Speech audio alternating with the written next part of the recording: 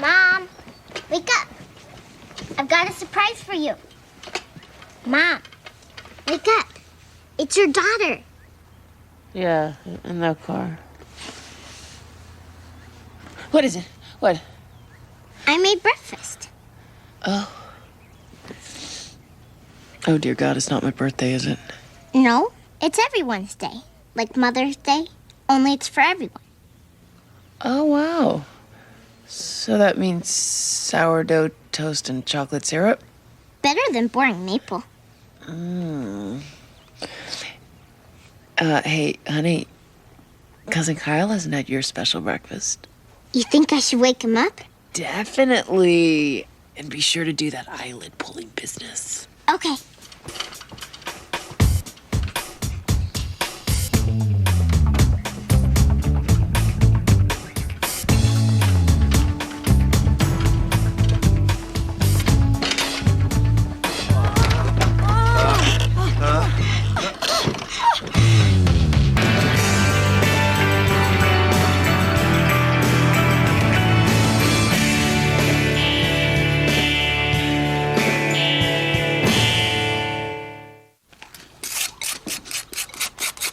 You just sit there eating your sugar snaps. But I was sorry. Well, let's hope that it's not Lauren's turn at show and tell today. I'm pretty sure she went for my explanation. We were playing horsey. She's a child, not an idiot. Give me some child rearing books in an hour, I'll do better. I thought people in AA weren't supposed to have intimate relationships. It wasn't intimate, it was sex. Well, for your information, we don't have sex in this house. Do we, Mom? I have. In the past. To the best of my recollection. Jillian! Have what? Have sex. Oh. Oh, come on. If it had been me up there having Viking sex and Lauren walked in, you would be all over me. Oh. You only wish. I dropped Ned at preschool and I thought I'd stop by for some coffee. Why can't Lauren learn to knock? Because that's not how we live. Oh, Amy, you don't seem too damaged by having walked in on your father and me. That never happened. All right, well, perhaps denial and repression will be as successful for Lauren as it has been for you. I think sex should be outlawed in this house. Oh, God, that is just so depressing. I can help you find your own apartment. Me? No, Kyle. Well, I don't think we're quite at that stage yet, are we? Well, I think that depends upon Kyle and the lifestyle he intends to lead. Well, I'm on my feet now, financially speaking. I guess I don't need to leech off my relatives anymore. On your feet? You make barely $300 a week. Oh, that's plenty. I am very good at this. I've actually considered a career in real estate. Couldn't we simply put a lock on his door? Or a lock on his zipper. Thank you. I accept your kind offer. Although I'm pretty sure she went for the bucking bronco cover story.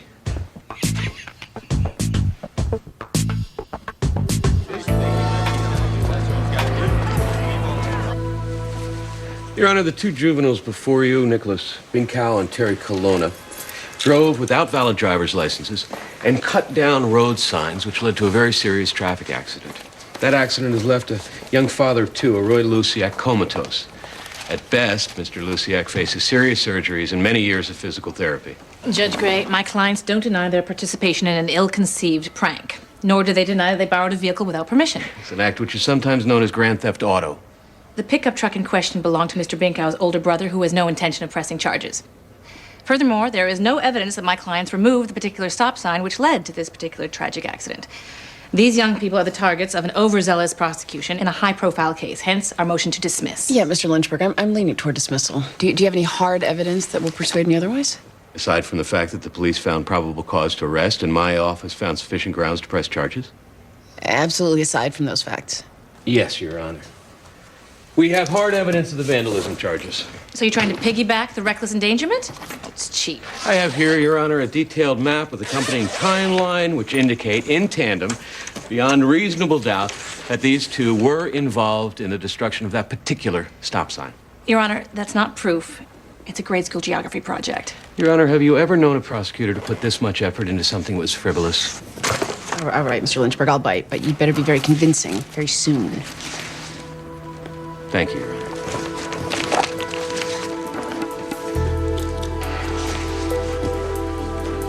Artist Hideaway just needs a little TLC to become Jim. Not so fast, my naive friend. Artist Hideaway means dark, disgusting cave. And TLC means needs to be cleaned and connected to the sewer system before being declared habitable. Now, here's something. Recently renovated loft. Open space with all new kitchen and fixtures. No security deposit. Too good to be true? You learn fast. I like that.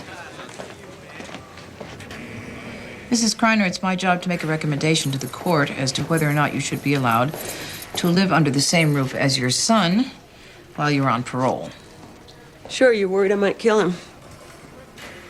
Should I be worried about that? No, because I didn't kill the first one. You may not have intended to kill your son when you struck him, but a court of law found you guilty of homicide. And the rules require that I operate on the assumption that the law is correct. I see you attended parenting and anger management courses while in prison. For what they were worth. Have your husband and son visited you regularly during your incarceration? Some. You think they'll be glad to have you home? Ask them. I will, Mrs. Kreiner.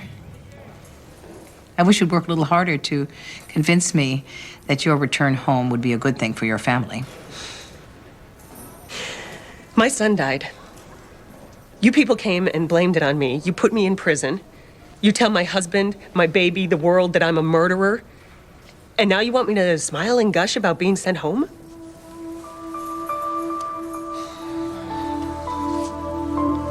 I was hanging out with a couple of friends when he comes over and starts beating on me with his club. Cheap shot, too, from behind. Who? Him. The psycho cop imposter. Your Honor. No name calling, Mr. Stivers. You asked me who did the hitting. I told you. The psycho who's pretending to be a cop. Ms. Willings. Mr. Stivers, what were you doing when Mr. Dunbar allegedly attacked you? I got a broken arm, a caved-in head. I hear ringing in my ear all the time. What's alleged about that? Hanging out, not doing nothing. Were you not, in fact, smoking marijuana? I'm taking the fifth on that. What I wasn't doing was hurting anyone. Were you not, in fact, selling drugs to 3 freshmen? On the advice of my lawyer, I will not answer that question. Did my client not, in fact, send your 14-year-old customers away, tell you to put down the marijuana cigarette and move on to class? He couldn't tell me what to do. He's not a real cop. But you didn't know that at the time, did you? If I'd have known he wasn't a real cop, I would have stomped his ass instead of vice versa. Like everyone else in school, you assumed Mr. Dunbar was an officer of the law when you defied him. Doesn't matter what I thought.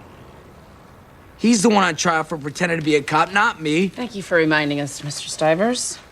You're lucky he didn't pull out a gun and shoot me. Yeah. Aren't we all lucky that didn't happen?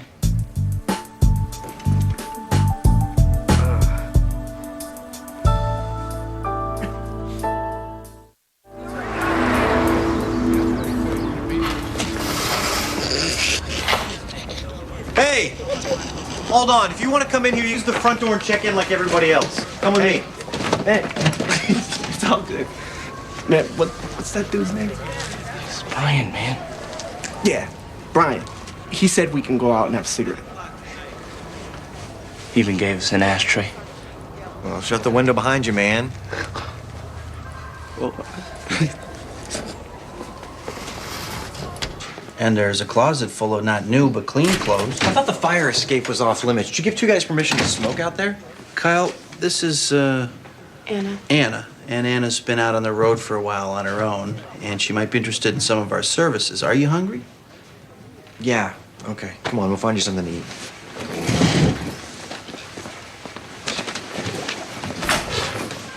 Now, Kyle, don't worry so much about the rules, okay? These kids have been through the mill with the rules. If you push too hard, they're just gonna bolt, so just back off. I think they're baked, Brian. Well, let's give them the benefit of doubt. What doubt? I'm an ex-addict. I know what stoned looks like. Well, then you also know what they will and will not respond to. Hey! You see, the first sign of an overly authoritarian approach, and they rabbit.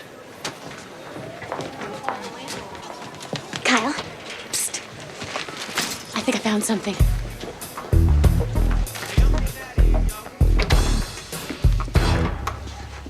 Oh, this is so charming. Doesn't this have a nice feeling, Kyle?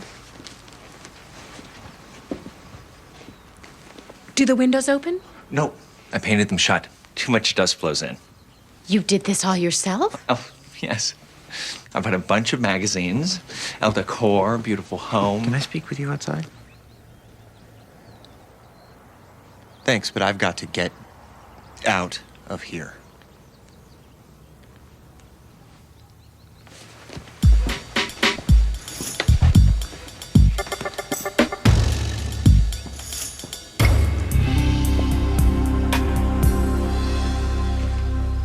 If my wife paid her debt to society, aren't we done with you? Mr. Kreiner, if your wife was coming home to just you, I wouldn't be here at all. In this case, we have Jeremy to consider. He's what, 8 now? He'll be 9 in 2 months. While you believe in your wife's innocence in the death of your older son, you can appreciate our concern regarding her returning home. I need to ask Jeremy a few questions. He has wrestling after school. I made this appointment specifically to meet with Jeremy. I guess I must have forgotten. If you want your wife to come home, this is not the way to make it happen. It slipped my mind, is all. I want my family back together. I have no doubts.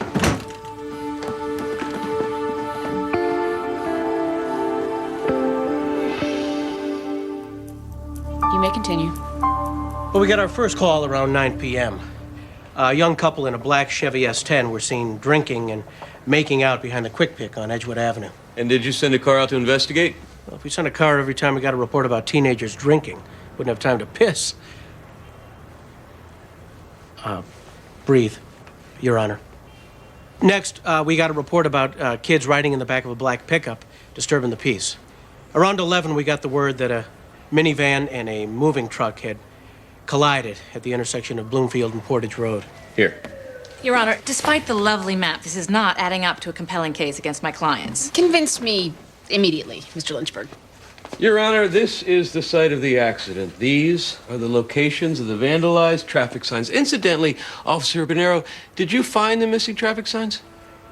Yes, we found 3 of them in the back of the pickup truck being driven by that young man. All right, Mr. Lynchburg, now you have my attention. Miss Schooler, questions? Officer, was the stop sign from the accident found in the back of Mr. Binkow's truck? No, that one was left by the side of the road. I see. And the signs that were in the truck, had they been knocked down? Cut down. We recovered the saw from Mr. Binkow's truck. And the stop sign, had that been cut down as well? No, that one was knocked down. No more questions, Your Honor.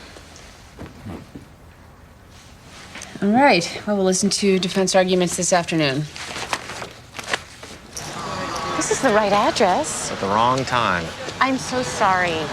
It sounded so perfect. It even had the large closet space you wanted and the southern exposure. Oh, well. Anything else for me to see? Well, why don't you stay with us? We have an extra bedroom. Really? Would that be okay with Peter? Don't be silly. I mean, I have to warn you, the room is right next door to Ned's, and, well, there's actually no door between them, and we keep a couple of Ned's toys in there, but he won't bother you. You are so sweet to try to help me, but I can't impose like that. Besides, I think I have a lead on another place. I'm pretty sure. Oh, well, if you give me the address, I'll check it out for you. I don't have it with me, but when I go over, I'll give you a call. Oh, all right. Fine. The one that gets away is always perfect, right? Can you tell us, Mr. Farragut, how Mr. Dunbar, a 16-year-old high school dropout, got a job patrolling your school? I thought he was a legitimate police officer. We all did. After an assault on school property, he presented himself, saying he'd been assigned to handle our security problems. He had a uniform, a badge, and a gun. I had no reason to doubt him. At what point did you become aware that Mr. Dunbar was, in fact, a 16-year-old boy impersonating a police officer? When he was arrested for the assault and battery of Robert Stivers. No more questions. Ms. Willings, questions? Mr. Farragut, is it true that the school is being sued by Robert Stivers' parents? Yes, which is why I was suspended as principal. After after the public humiliation and losing your job, can you give us your opinion of Philip Dunbar? He's terrific. He was there first thing in the morning, greeting the students. Assaults and thefts in the school dropped. Loitering in the hall ceased. He made a difference.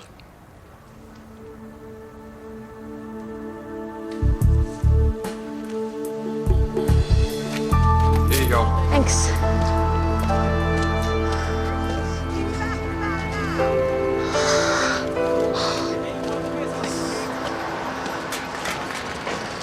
Hey, it's me. Kyle from Keene Harbor, remember? Spare change? Where are you from?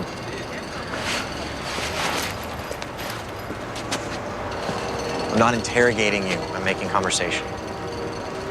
Yeah, I know. You guys always want the sad story. I'm from the Midwest. My stepfather abused me and my mom didn't believe me and kicked me out of the house. I looked for love in all the wrong places and I ended up hustling to support my drug habit. Spare change? Get a job. Want any more sordid details? No, that was just about the right amount. Thank you. And how about some spare change? How about you give Keene Harbor another chance?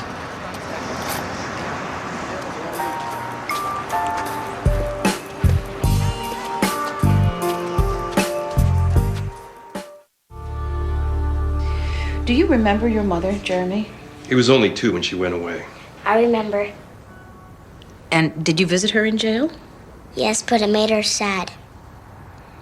Why? 'Cause she didn't belong there. 'Cause she never killed my brother. How do you know that? My dad said. A kid shouldn't have to go through life thinking his mother's a murderer. How would you feel about your mother living with you again? Good. She made me this. What is that? It's not what you think. Jeremy, open your shirt, please. You don't have to do this, son. Yes, he does, if you don't want me to take him with me right now.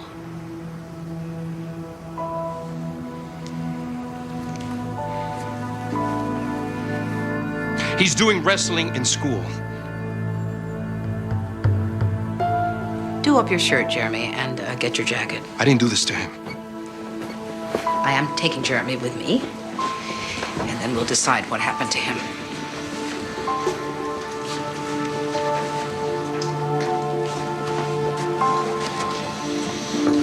I didn't do this to him.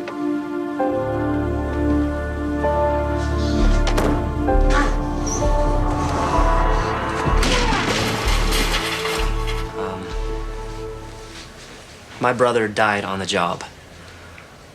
And they let my mom keep his uniform. One day I put it on and it fit me perfect. So the next day I reported for duty cross town at Franklin High School. Why? Nobody knew me there. No, I mean, why did you decide to impersonate a policeman? Thought I could help. Well, there are a lot of ways to help, Mr. Dunbar. You could have delivered meals to the elderly. I want to know why you decided to put on a badge and a gun and tell people you were a policeman. Well, my brother got a lot of respect. I saw the way people looked at him in that uniform. No one ever looked at me that way. Okay, I'd like to hear about the day of the assault on Robert Stivers. Well, I was on my mid-morning patrol of the perimeter when I caught a whiff of a pungent substance. I decided to investigate. And as I neared the area under the football bleachers, I observed the perpetrator in the act of not only smoking an illegal substance, but also selling it to minors. When I confronted him, the younger boys fled the scene, and I ordered Mr. Stivers to put down the substance. Instead, he took a deep drag and exhaled into my face while exclaiming profanities. And when he pushed me, I responded in the manner outlined in the state's police manual. You subdued him with your nightstick. Yes, that's correct. And you never drew your gun. No, I have never drawn my gun while on duty. On duty? There's no duty. He's a freak and it cost you. It's not your turn. Behave yourself in a court of law. Don't speak unless spoken to. Do you understand? I asked, Mr. Stivers, do you understand?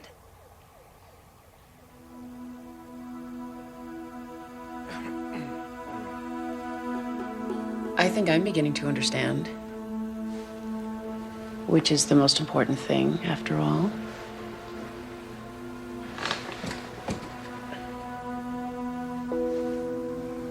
Counsel, are we through here? Yes, Your Honor. Yes, Your Honor. I'll make my ruling tomorrow.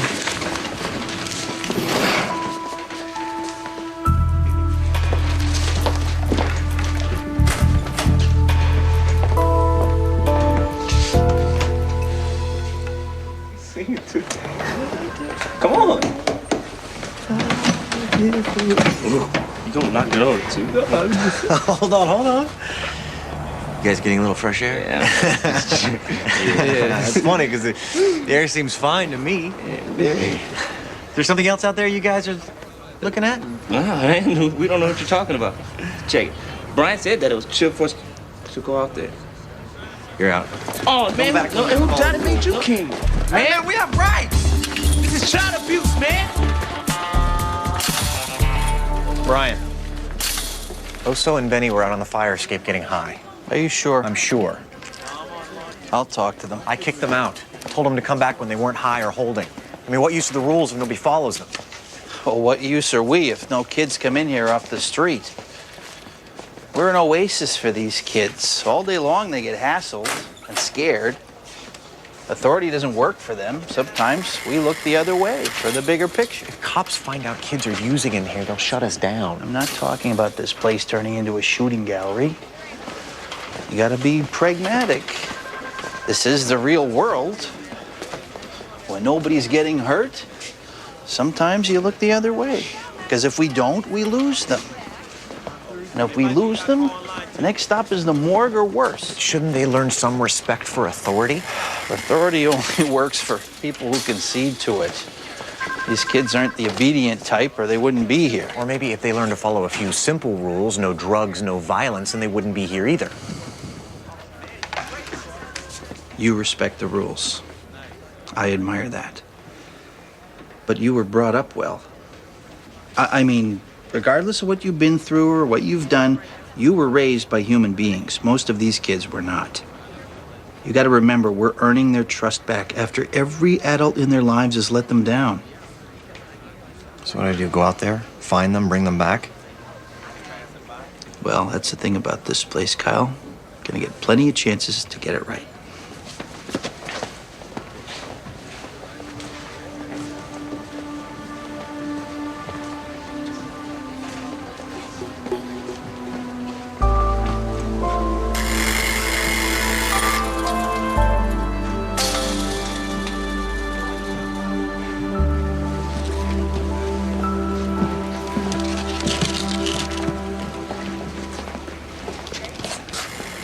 You stocking up for Armageddon? You're free, right? Yeah. Well, my boyfriend left for California last night. Said he'd come and get me in a few weeks. Think I can hack it on my own till then. Come on, you don't have a boyfriend. Maybe I could stay with you? I'm one step from homeless myself. I don't even know where I'm sleeping tonight. I'll go to Florida. You don't have enough money to get to Florida. You could give me some money. Why would I do that? Well, I won't have regular sex with you, but I'll use my hand or my mouth. Maybe we should find something a little less drastic and a little more tenable than prostitution. Hustling from time to time is not the same as being a whore. Why, you don't think whores can work part-time hours? What? The point is, there's a job board here. There's shelters, there are programs. You have a choice. Why don't you take a shower, put on some clean clothes, and we'll figure out what to do next. What do I do with my pack? What's in there? My stuff? I can check it for weapons or drugs, and we can stash it in a locker. You're gonna go through my stuff. That's the rules. Forget it then. Wait, Forget the rules. Put your knapsack in my personal locker. That way I don't have to go through it. What do I gotta do? Call home. Let them know you're at least alive. Deal?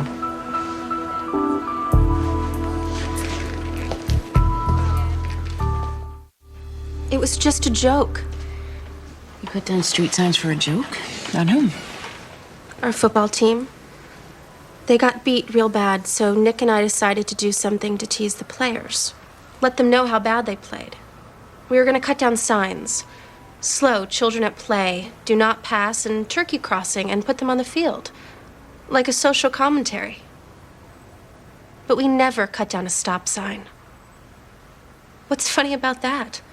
And had you been drinking? A little bit of beer, and that's all. That's him. Excuse me. What's going on?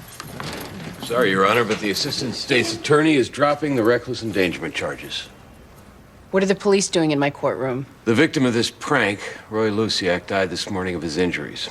These two are to be arrested on manslaughter charges. Oh, my God. Not in my courtroom. Your Honor. Not in my courtroom, Mr. Lynchburg.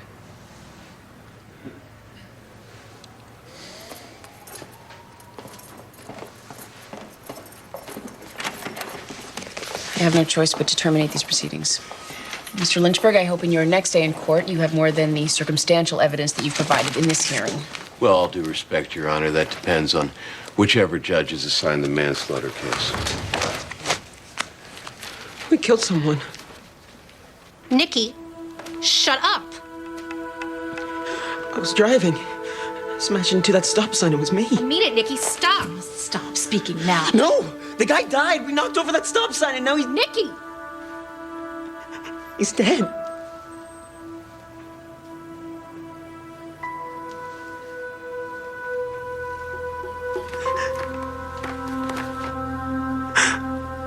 I'm sorry. I am so sorry.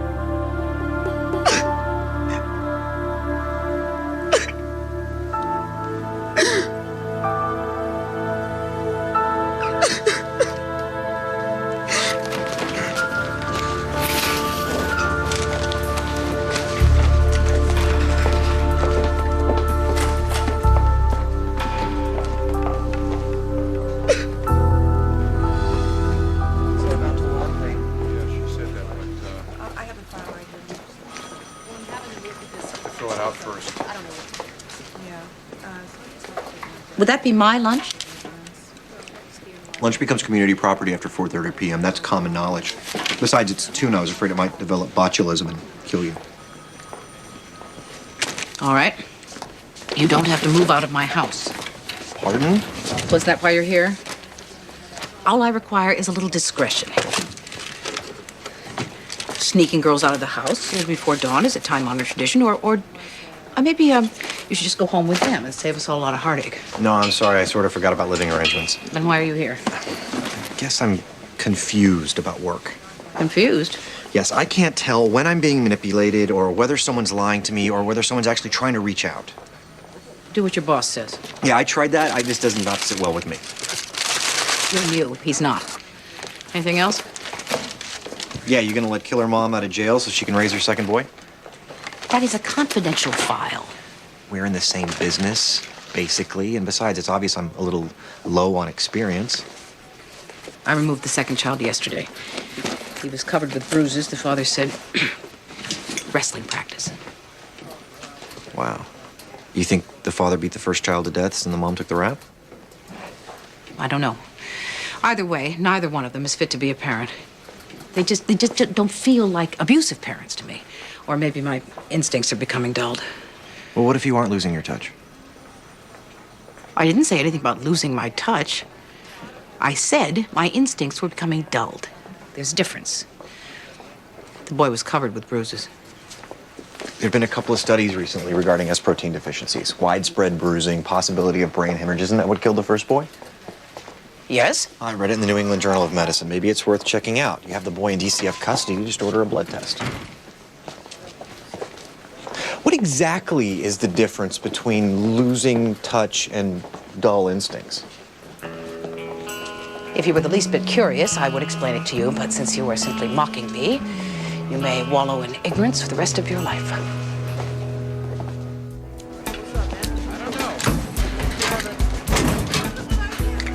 Where'd you sleep last night? In the shelter? I trusted you, not look inside the pack. Now you have to live up to your end of the bargain. What am I supposed to say? Start with, hi Mom, I'm alive. See where it goes from there. I hate my mother. My advice is not to lead with that particular piece of information. Kyle! Yeah. Is this a good time? Sure.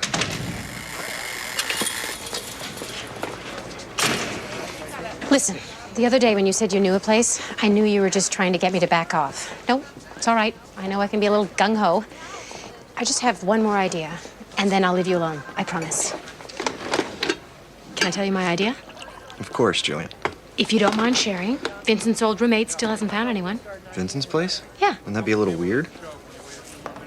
Yeah. I mean, Amy would go berserk. No, you're right. It's too single white female. I should take a hint and back off. I don't want to be Vincent. Oh, no one thinks you do. I can't just move into his old life. No, of course not. I'm sorry. I mean, Amy would go berserk. What was that? More first-rate work by Kyle McCarty.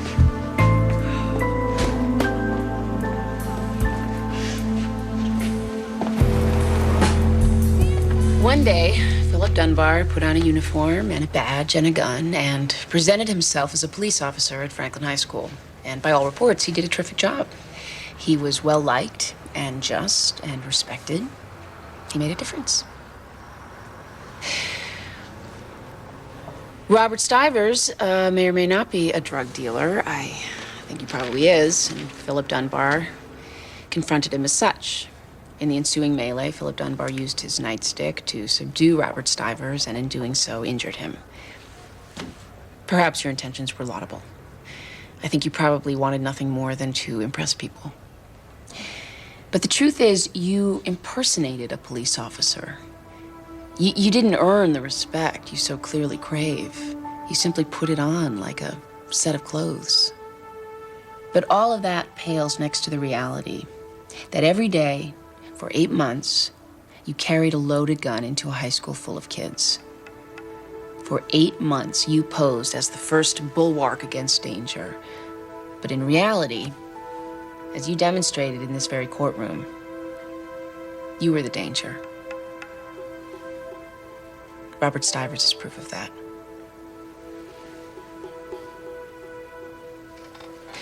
Philip Dunbar, I find you delinquent on all counts and sentence you to the new juvenile facility until your 18th birthday. Your Honor, surely you're being a bit harsh. This is basically a good boy. No, Miss Willings. He's a well-liked boy. There's a difference.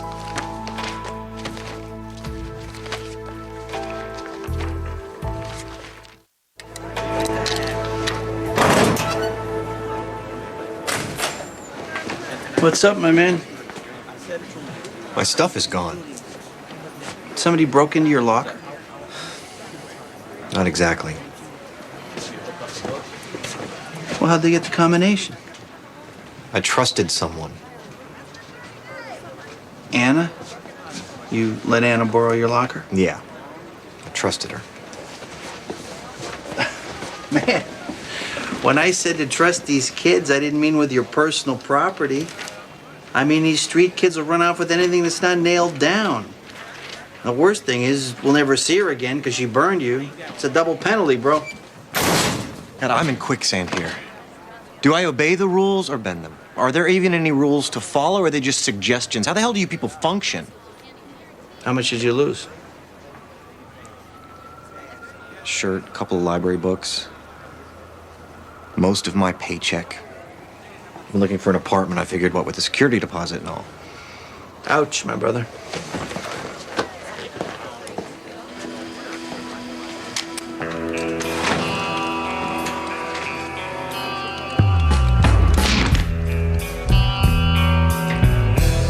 Will this test prove that my dad doesn't beat me?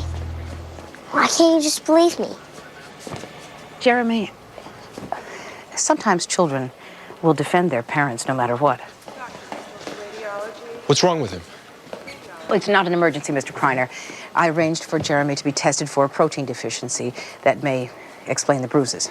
Would that prove I don't hit my son? He's never hit me. I told him, Dad. He's never hit me, not once. Mr. Kreiner?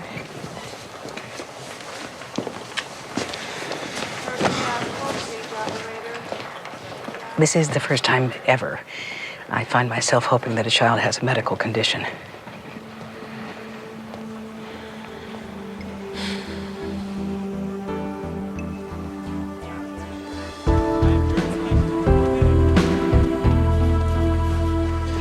I thought I was helping someone, but it's all very confusing. And the upshot is she stole my wallet and all my ID. Oh, that is cold.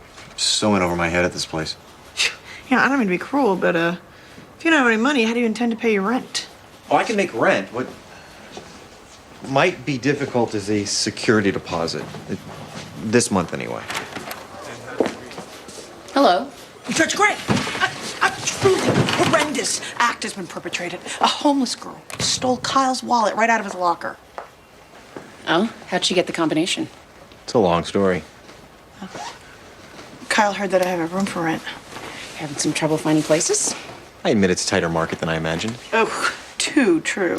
Too true. You know, I could have my pick of any number of tenants. So I guess what you want is to not move out of my mother's house. Why? Would you let me stay? Hey, it wasn't my idea for you to leave. You offered. Actually, Jillian offered. I haven't said yes yet. It's a complicated process. You think I will beg for you to stay at my mother's house just so that you won't take Vincent's place at Donna's? You were a paranoid girl, now you're a paranoid lady. Well, you were a manipulative kid, and now you're a manipulative man. If my mentor says no to this arrangement, then I'll have to rescind my offer. Oh, no, Donna. Your mentor says absolutely yes to this arrangement. She does? There are still a few details. You know, all you had to do was ask, Kyle. Maybe promise not to have sex in front of my daughter, but no, you had to work the angles. How soon can he move in? Well, that depends on how the interview goes.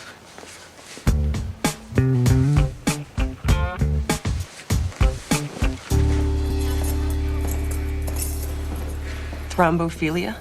That's correct. It causes excessive blood clotting. Is Jeremy all right?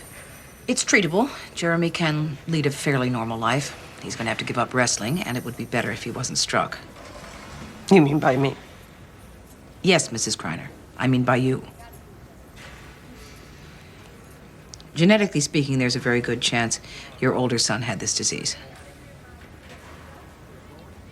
Oh, my God.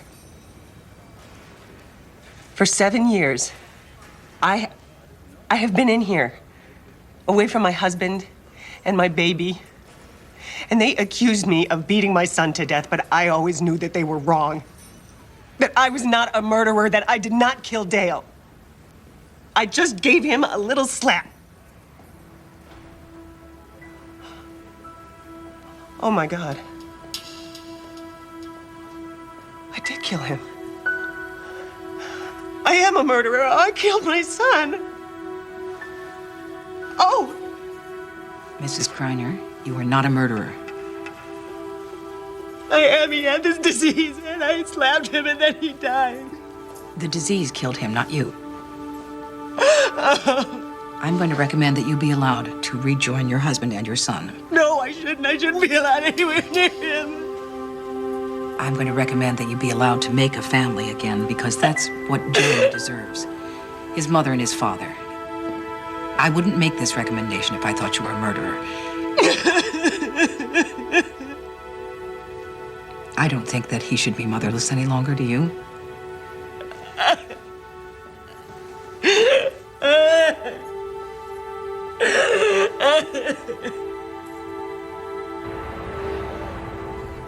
You are employed. Yes, I was robbed at work. Ergo, I have employment. To be at work. Would you describe your prospects as good? If I don't murder someone or get murdered, I'd say they're iffy. Do you smoke? Say no. Yes, I smoke, but only outside. I started in rehab. Rehab? You some kind of druggie? I'm a recovering addict. How's this interview going? What drug? I got got into pills when I was in residency. You a doctor? Technically. That could come in very handy around here. Do you feel any chemistry? Chemistry. Yeah, I mean, we have to feel some kind of, neurons firing. Don't you think? We're gonna live together. Oh, neurons, yeah. I feel them. Welcome to Shea Kozlowski, Kyle.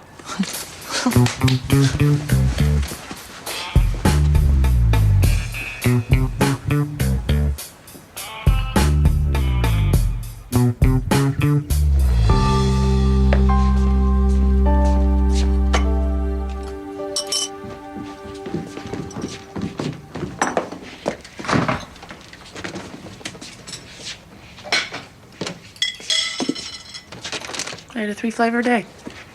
I had a 5-flavor day. Well, we only have 3 flavors. That'll have to do then.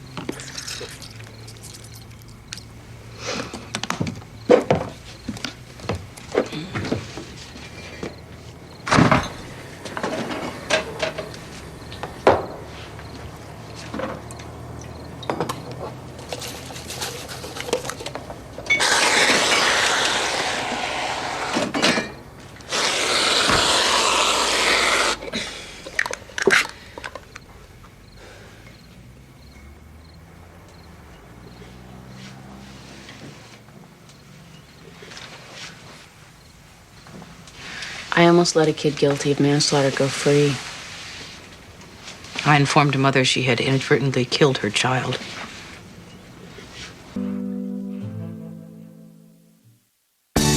Coming up next on TNT's Prime Time in the Daytime, is a young boy guilty of a school board member's murder? Find out on Law and Order, next on TNT.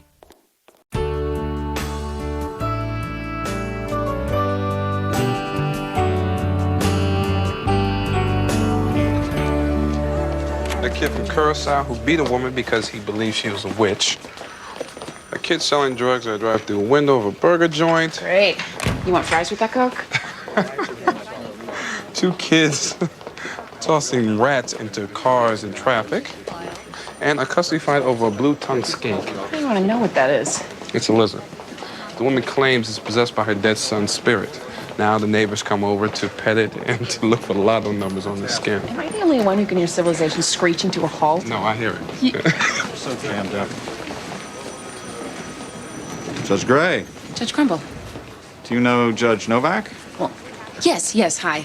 This is my CSO, Bruce Van Exel. Mr. Van Exel. Well, I'm glad we ran into you, Judge Gray.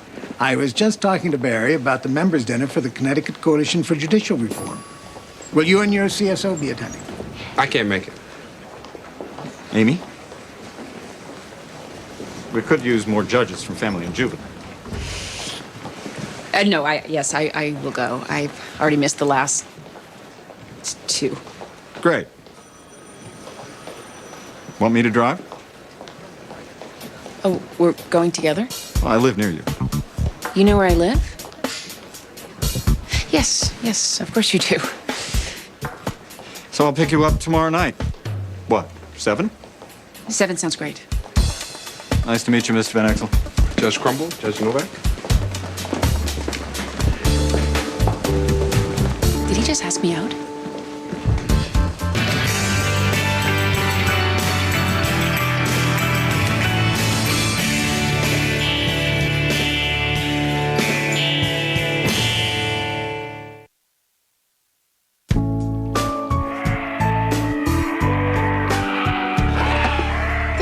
volcano doesn't make enough lava to scare the dinosaurs. Oh, no. I don't think you should add any more baking soda.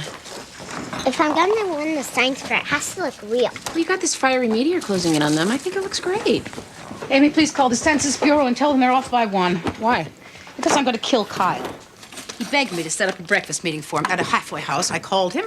I paged. I'm working on a Celtic curse. What made you think he'd be here just because he said he would? It's becoming clear that on the McCarty family tree, Kyle constitutes the sap. Oh, finally. Do we miss him? Who? Kyle. Well, you said he was coming by. I thought maybe he could take a look at Ned. Yes, Ned has a common cold, but why remain calm when we can panic? Maybe Ned has bubonic plague or botulism. Lauren, where have you heard of those? Chanel's exhibit is on diseases of the world. Well, while you're all in such a good mood, I thought you might like to know I've joined the Polar Bear Club. We're jumping in the Hockanum River Saturday morning. You'll catch your death of cold. You might as well tangle with pneumonia. When I hit that water, I'll feel more alive than I've ever felt before. Wouldn't you also get that feeling from hitting yourself in the head with a hammer? Or changing a diaper? All right, I'm tired of waiting on the curse. I'm going to go and murder my nephew in person. Okay, bye, Mom. Have a good time. Bye, Mom. So, Amy, you want to do it too? Jump in freezing cold water? No. Carpe diem? Suck the marrow from life? No. Take some time to think about it if you need to. Okay. No. As a high school principal, the safety of my students is my top priority. So when Jamie Sturdivant tells another student, "You're on my Columbine list," I am compelled to take action. Even though my client was not at school at the time and made the remark as a joke. Your Honor, we have a zero-tolerance policy when it comes to weapons and violence. We don't allow for jokes. Was the defendant's statement the sole cause for your complaint? No, there were several disturbing issues. We found drawings of Nazi swastikas in his notebook. Weren't those sketches part of a report he was doing on the Holocaust? Yes, but there was more. When police went to the defendant's home, they found a shotgun in one of the closets. Did my client not explain that the shotgun belonged to his father, a licensed hunter? I have to consider the cumulative effect of evidence. When assigned to do a one-act play on the problems facing schools today, he focused on school violence. Is he wrong? No. Of course, violence is a problem, but put yourself in my shoes. Swastikas, shotguns, a play about violence, and a remark about Columbine. What if I ignore the signs and something terrible happens? Isn't that really what this is all about, Miss Darnell?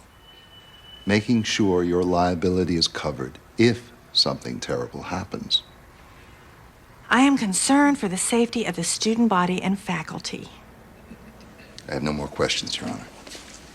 Thank you, Ms. Darnell.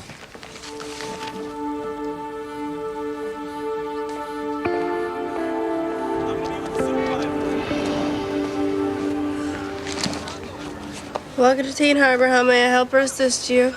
I'm looking for Kyle McCarty. What do you want him for? Ow! Ow! It's personal. And you would be... I would be opening that gate if I were you. Excuse me? Open it. You don't have to get hostile. No, I don't, but it saves so much time.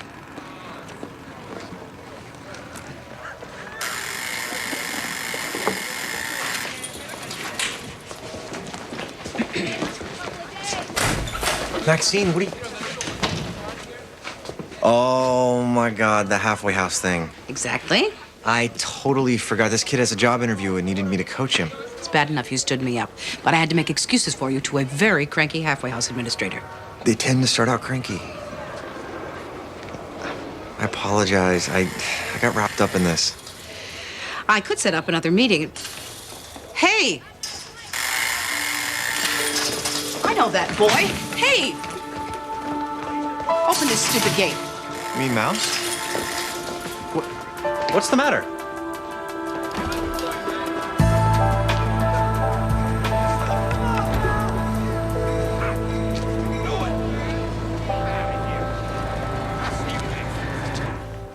Miss Humphreys, I see on your meal log your kids had fish sticks on Monday. But when I cross-check your grocery receipts, there's no record of you buying any. Well, I didn't falsify it. My mother brought dinner over. What's the big deal? The big deal is Judge Gray wants to know exactly what your children are eating. Well, they're eating good. What do I have to do to prove that I'm sorry? You look tired. Really? 3 kids and 2 jobs, and I look tired? You're not hungover, are you? Oh, man, you people do not let up, do you? Miss Humphreys, it's my job to make sure your children don't end up locked in the basement for 3 days. It's back when I was drinking. Exactly. I'm just tired. That's all. This is your 3rd time in front of Judge Gray. Though I can't speak for her, I say it's your last chance to hang on to your children. I'm aware of my history, Mr. Van Exel. How could I not be? You remind me every 5 minutes.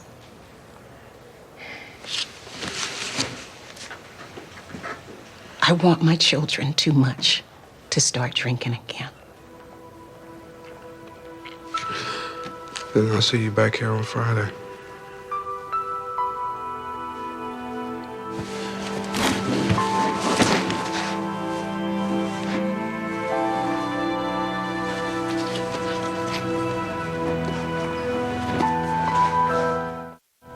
Dr. Byers, you administered the psychological assessment of the defendant, didn't you? Yes. Jamie Sturtevant is of average intelligence, personable, somewhat quiet and unassuming, with a select few friends. Is there anything in his past that might indicate a capacity for violence? He was involved in a couple of fistfights in school, and he was also suspended for vandalizing a rival school. Did you administer a thematic apperception test on Mr. Sturtevant? Yes, I did. Projective testing indicates a level of frustration and anger beyond that expected for a male his age. Thank you, Dr. Byers. Mr. Lamoureux? When were these fistfights in school? One was in the 5th grade, one was in the 7th. But Mr. Sturtevant is in 9th grade now. 2 fights that long ago hardly make him a hooligan. Well, I was asked if he had the capacity for violence.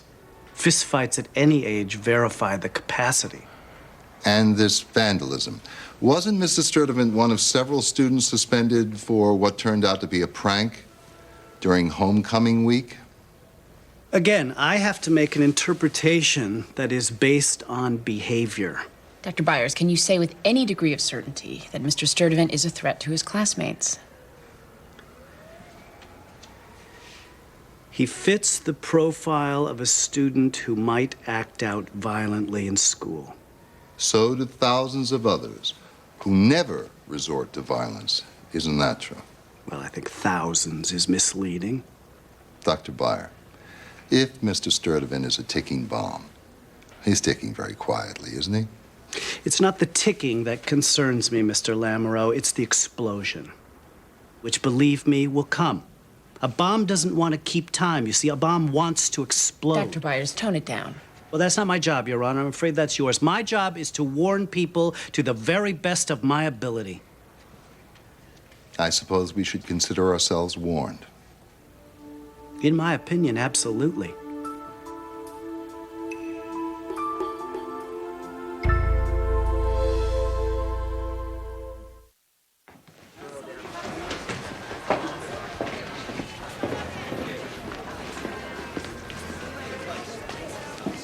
Hello?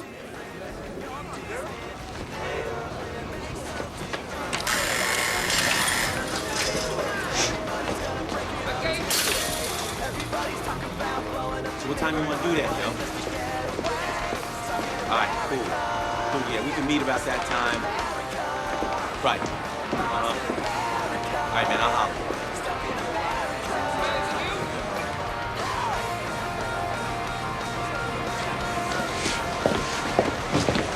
Can you tell me where I might find Eric Black? Who? Mouse. Yeah, I can. For $1. How about this hairdo? You tell me where he is, and I won't throw your bony ass out that window. Try the vending machines.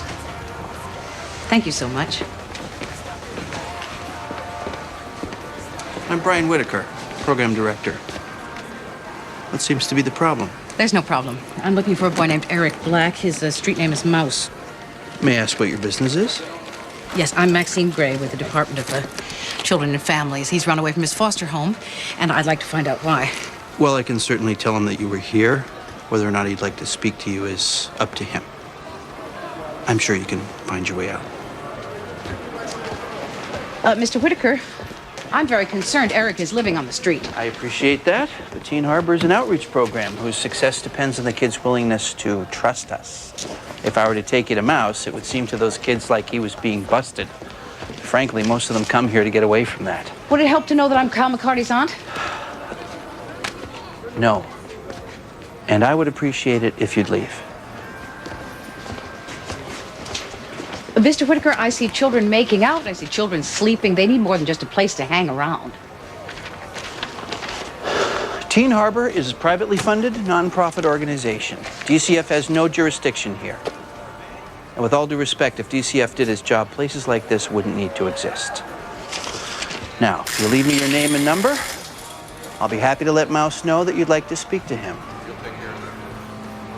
I can't see how letting a boy live on the street can do anyone any good at all. If you're not coming to the banquet because you're seeing Andrea, you can always invite her to come along. I was going to see Andrea, but I had to postpone. One of our neglect case mothers has me worried, so I'm gonna stake her out. Don't you have people to do that?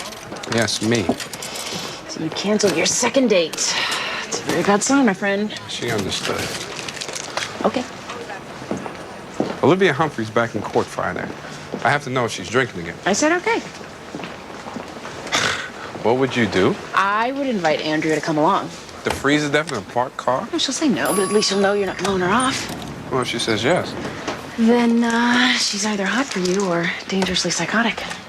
On my luck, it'll be both.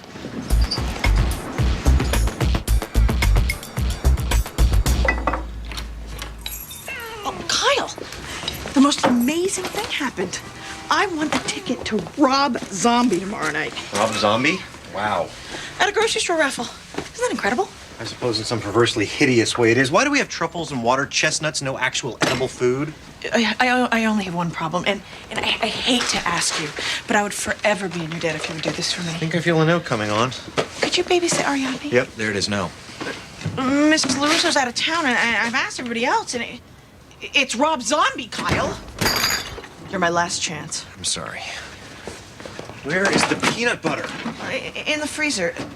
Vincent used to babysit Ariadne all the time. Vincent is a very good man. He just loved Ariadne, and so would you, if you just spend some time with her. It's not a good idea for me to be around babies. I'm an addict. Her father's a murderer. It's an improvement. Donna, if you ask me to do something and I'm not free to decline without guilt, we have a relationship based on fear and obligation. Well, okay. Is that what you want? No, but it's Rob Zombie! Donna, I'm sorry. Even if I would, I can't. I'm up to my ears in work and 12 steps. I'm going out to get something to eat. What about being of service? Not on that step yet.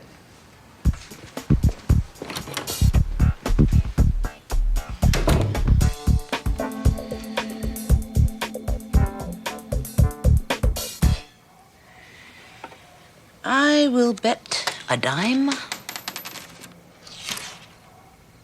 Kick a nickel.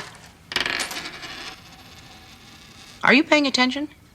I didn't take any cards. That means I probably have at least a straight.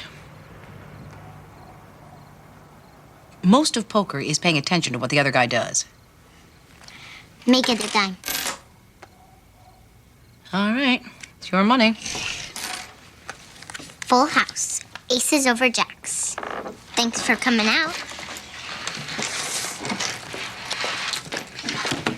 Your daughter is scamming me again. I would never have taught her how to play poker if I'd known she was going to get this good at it. You didn't teach me. Kyle did. Oh, really?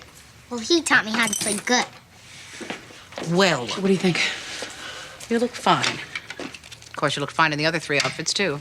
Well, I don't know what I'm getting into, so I don't know what to wear. What did he say exactly? He said exactly. It would be good to have more judges from juvenile and family. That's not a date. but he's picking me up. That could be a date, and he's establishing feasible deniability if things don't go well. Well, if it's not a date, then I'm free to mingle. If it is a date, I'm not. You know what to do. Why doesn't Mom answer the door? Because entrance is everything.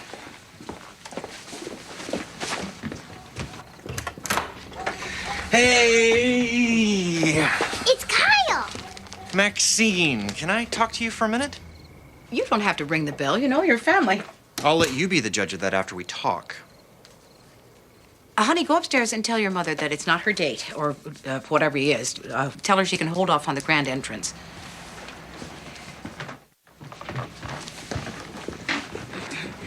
Brian said he had a little run-in with you. He said you marched through Teen Harbor like a stormtrooper and threatened to throw some kid out a window. Oh, I probably wouldn't have done that. We work really hard to create an atmosphere where street kids feel comfortable there. And a government agent scowling and flashing a badge makes that comfort level go way down. Who said I was scowling? I've seen you when you're upset. You scowl. I don't think I was scowling. Whatever. The point is, if you want to talk to somebody at Teen Harbor, let me handle it. I've only been there a couple of weeks. At least let me get some seniority before you come in like some gunslinger in a saloon. Hey, you guys. Can you guys argue somewhere else? Barry's gonna be here any minute. Old game of politics, huh? Trying to impress a big shot judge? No. So it's a romantic thing? Don't even try and figure it out, Kyle. That boy I saw the other day that you called Mouse. Yeah? His name is Eric Black. He's run away from his foster home. I would like to talk to him. Fine, I'll dig him up. Are we square on this? Yes. Good. I'll call you. Amy, whatever it is you're up to, you look nice.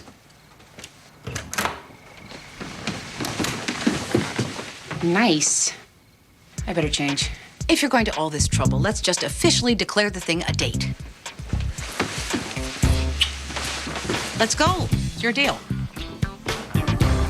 Yes, it's under Van Exel for 2.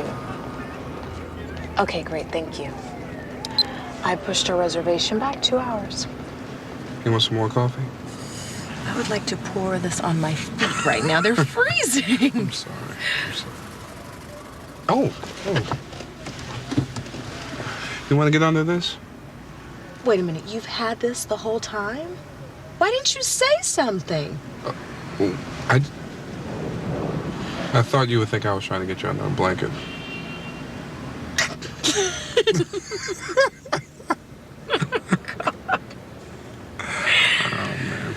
There you go, here. Thank you. No, you too. Get under. Thank you.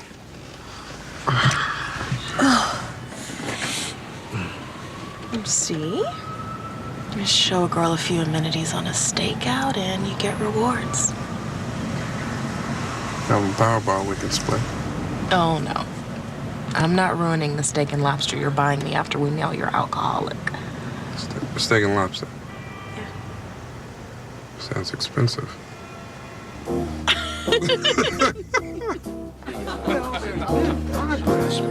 The justice system it's almost like Dickens' time. Except in his day, they hung everybody.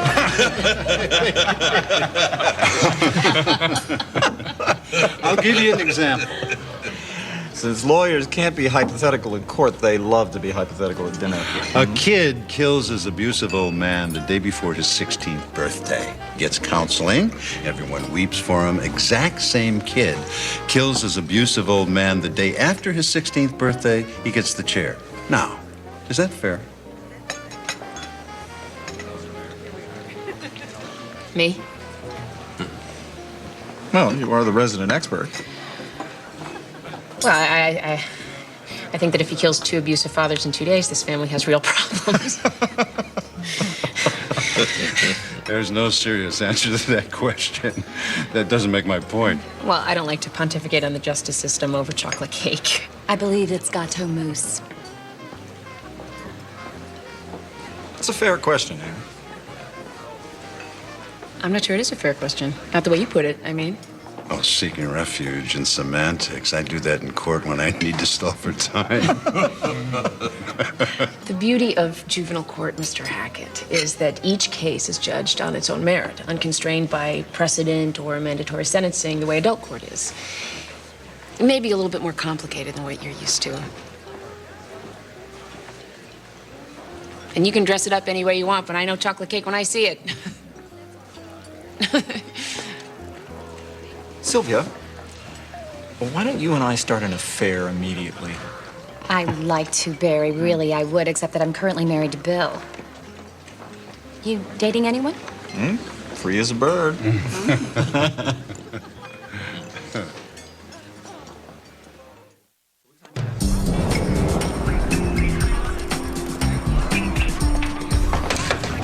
Hey guys, have any of you seen Mouse? Stays with some dude. Does this dude have a name? I think Mouse calls him Daddy. Probably shoot hoops at the rec center on Hawthorne.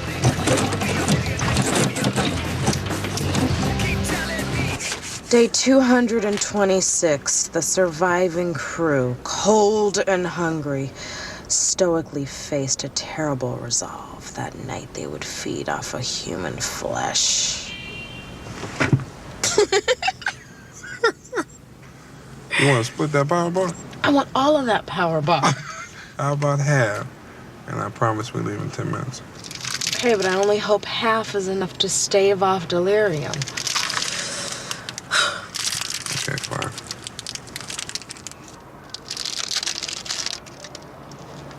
Any other complaints? My hands are freezing. Give them to me. What are you gonna do with them? Just give them to me.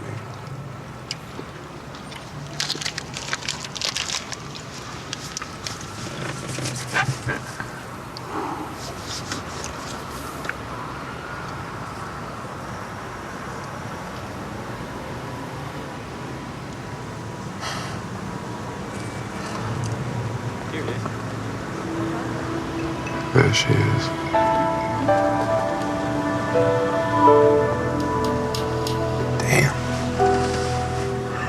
You know, it's sob story after sob story of kids who not only deserve a second chance, but a third, a fourth, a fifth, a 20th ad infinitum.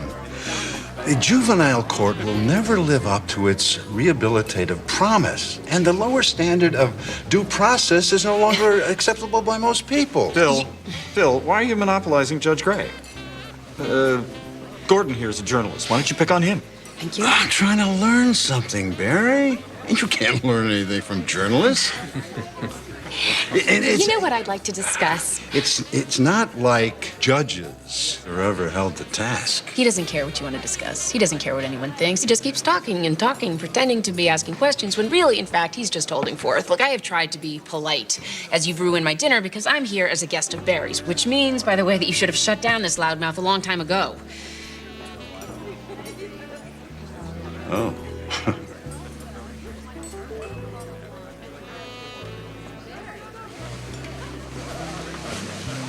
Would you care for this dance? Not really. Oh, please. I'm not a deadhead. Don't make me go out there and dance alone.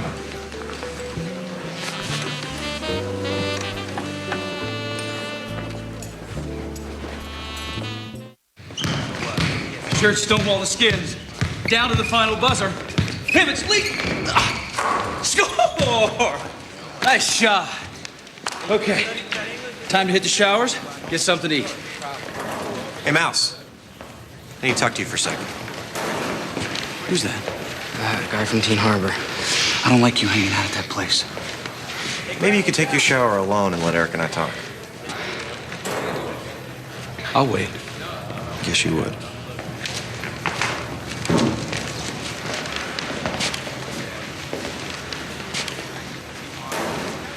Who's this guy to you? A friend. What's his name? Dante. Dante Markham. He lets me crash at his place. Look, what do you want? Not me. Maxine Gray. You know her? Sure. She was nice to me. She just found out you bolted from foster care. She's concerned. Well, tell her I'm fine. If you know anything about Maxine Gray, you know that's not gonna fly. When? Now. All right, let me grab a shower. All right. Excuse me, sir. Go ahead.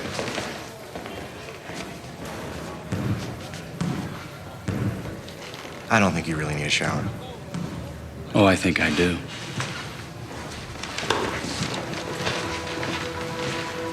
What are you doing?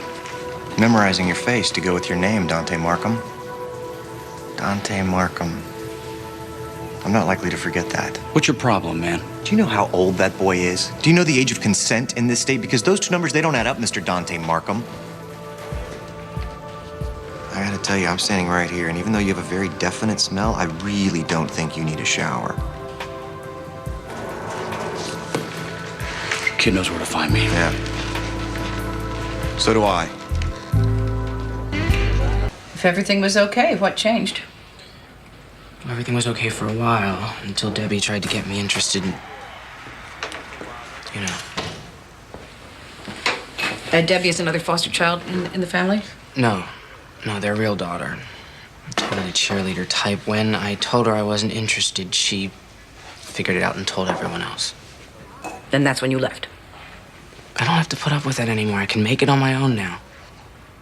You're 16 years old. You know exactly what Mr. Dante Markham wants in return. I can handle him. Sure, until he's standing over your bed in the middle of the night. Eric, why didn't you come to me? What could you do? Find you another foster placement? Arrange early entrance into an independent living program? Bring you to my house?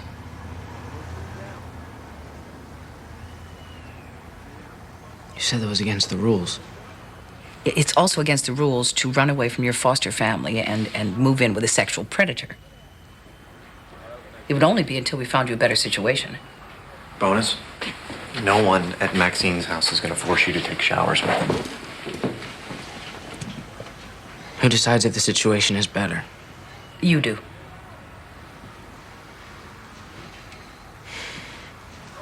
Okay. Deal.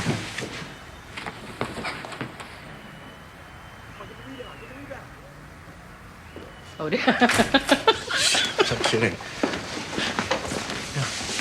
Kyle? Kyle, I told your aunt this afternoon to stop hassling people here at Teen Harbor. She came as my guest. Well, you're here after closing time. The doors are locked at 10 o'clock, no exceptions. We'll talk about this in the morning. Come on, Maxine, we'll go out the back.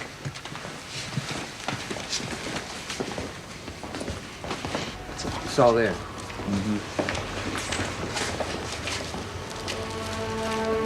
Hey! Hey, man, come on, man! Let's get out of this book! All right, that does it. That's it. Maxine, what are you doing? My name is Maxine Graham with the Department of Children and Families. I'd like to talk to the officer in charge, please.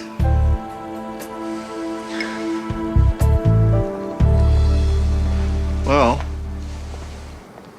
it was kind of a rocky,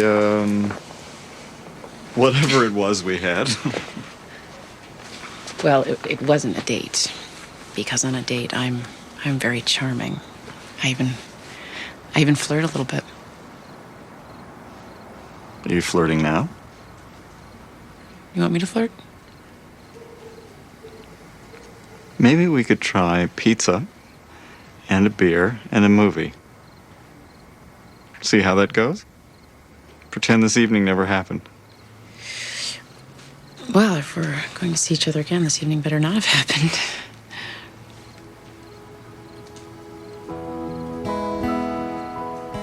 Good night.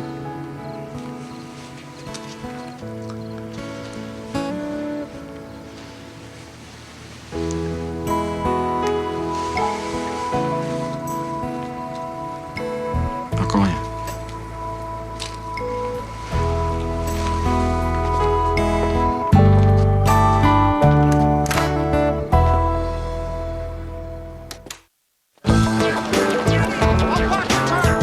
It was a joke. I mean, everyone jokes about Columbine. If I joke about Custer's Last Stand, you guys gonna search my locker for arrows? What about the swastikas? They were for a report about the Holocaust. I mean, how do you do that story without talking about the Nazis? What about the shotgun in your father's closet? I don't even know where he kept it. Tell me about the play you wrote. Well, it's a school project. Just for marks. It's not like I believed any of it. See? Anything else, Mr. Lamoureux? No, Your Honor. Just a minute, Mr. Sturtevant. Why did you write about the Holocaust? We were supposed to write a report about World War II. And why didn't you write about Midway Island or the Battle of the Bulge? I don't know. I found the concentration camps interesting. Interesting? Yeah, just interesting. You know how the people who were on top were suddenly the people that were being crushed? But they got the tables turned on them. So the Holocaust is the story of revenge?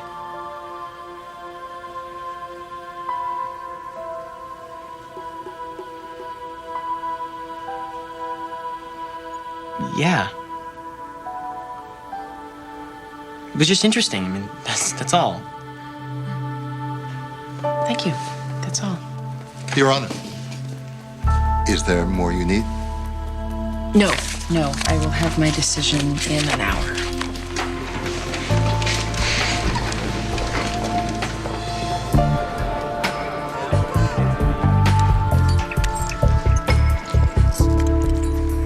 A police tape usually means stay out.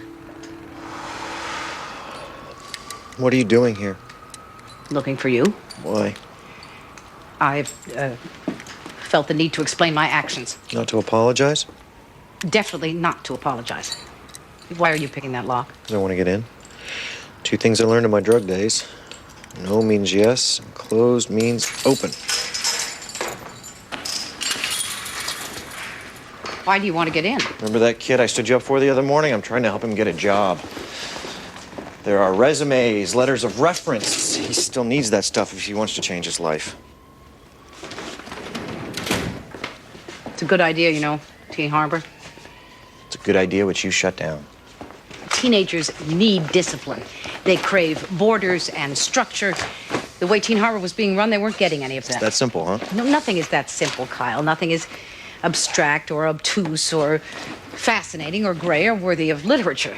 Teenagers are narcissistic, addiction is exciting, and responsibility is boring. You were enabling them. Fine. You're right. This place had problems, but these kids, they're clinging to their last rung. You think shutting this place down is really the best option? Dealing drugs, a place to hang out, a place to avoid the police, and your boss, what's his name? Ryan Whitaker. In complete denial. Yes, I believe shutting down Teen Harbor was my only option.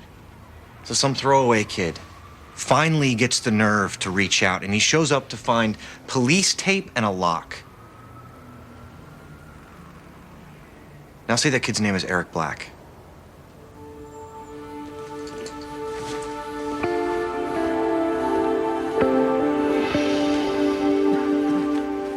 The world is a scary place these days.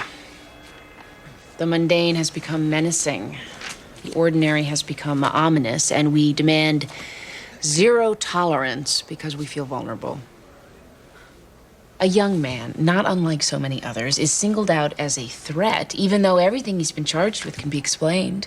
Are we here because a nervous high school principal is overreacting? Or are we simply paranoid?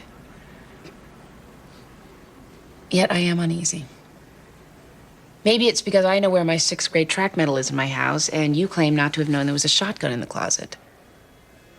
Maybe it's because in the play you wrote, the hero murders the bullies who picked on him and gets the girl. Maybe it's because you find the Holocaust interesting as a cautionary tale for those on top. An example of vengeful justice. There's too much revenge swirling around you, and I think that does make you a threat.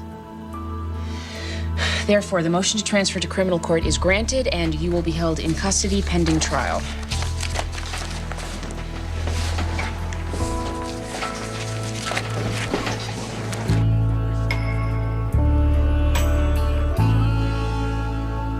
Oh, come on, Ariadne. This jar is really hard to open, and it's your favorite. Strained spinach, Filled with nutrients. Hey, Donna. Isn't tonight Rob Zombie? I couldn't get a babysitter. Oh, come on, Ariadne, down the hatch. That really was your last chance, huh? I never joke about Rob Zombie. Who's the adolescent? Donna, this is Eric. Eric, this is Donna. Eric has been officially certified by the National Board of Babysitters. Really? No, he made that up. But, I've done plenty of babysitting before. Thanks. Hey, yum, yum, delicious. Come on. Yum. What's that? Let me ask you something. Eric? Oui. You a murderer or anything? No. I'll vouch for that. Congratulations, you got the job. I pay $7.50 an hour. I'll be back around midnight. You know, unless Rob beckons me backstage. Be good, Ariadne. Mama's gonna rock out with the Zomboids.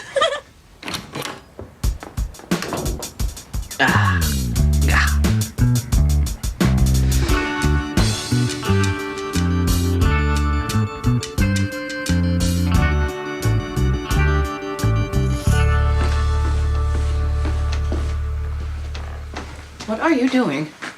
The T-Rex's arm broke off. I'm waiting for the glue to dry. Am I argumentative? Yes. How can you say that? Okay. Is that a bad thing? I don't know. How do you not know? Well, I've learned the value of not knowing.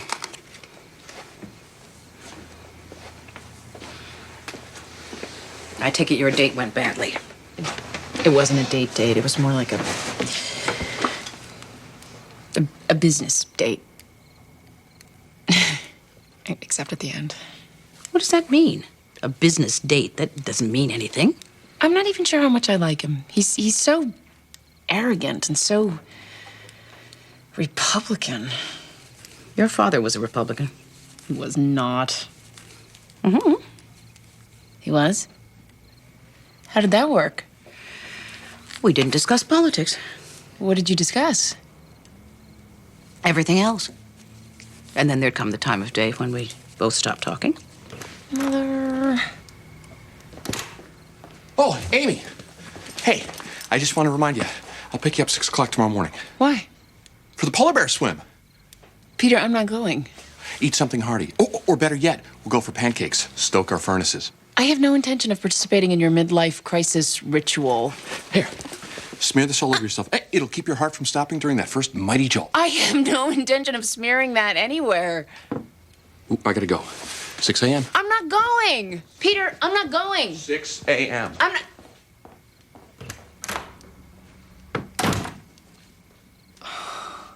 I think your bathing suit is down the basement. You ever wonder what happened? To what? Just sitting around, minding their own business. Suddenly this meteor hits or this volcano erupts and poof. They never even saw it coming. What if they had? I mean, there's no real advantage in seeing it coming, Amy. You just smear your body with grease and hope your heart doesn't stop.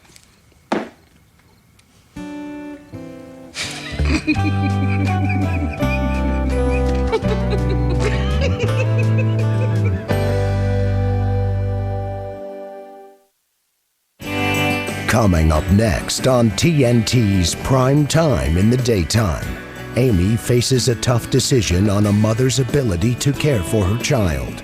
Don't miss the drama of Judging Amy, next on TNT. I know she has a field trip. Wait, I signed a permission slip. Well, look in her backpack. Well, look in her lunchbox. Yeah, I told you. Oh, what's a little mustard? You can still read the signature. I had breakfast. I got something on my way to work. Oatmeal. Mom, I have exactly 5 minutes to relax before starting my day, okay? Oh, you're breaking up. Bye.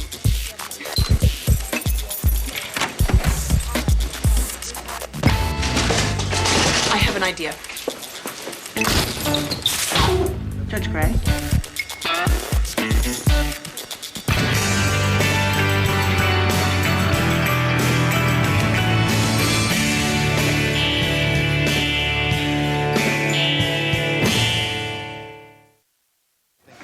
I moved the Harris evidentiary hearing to tomorrow.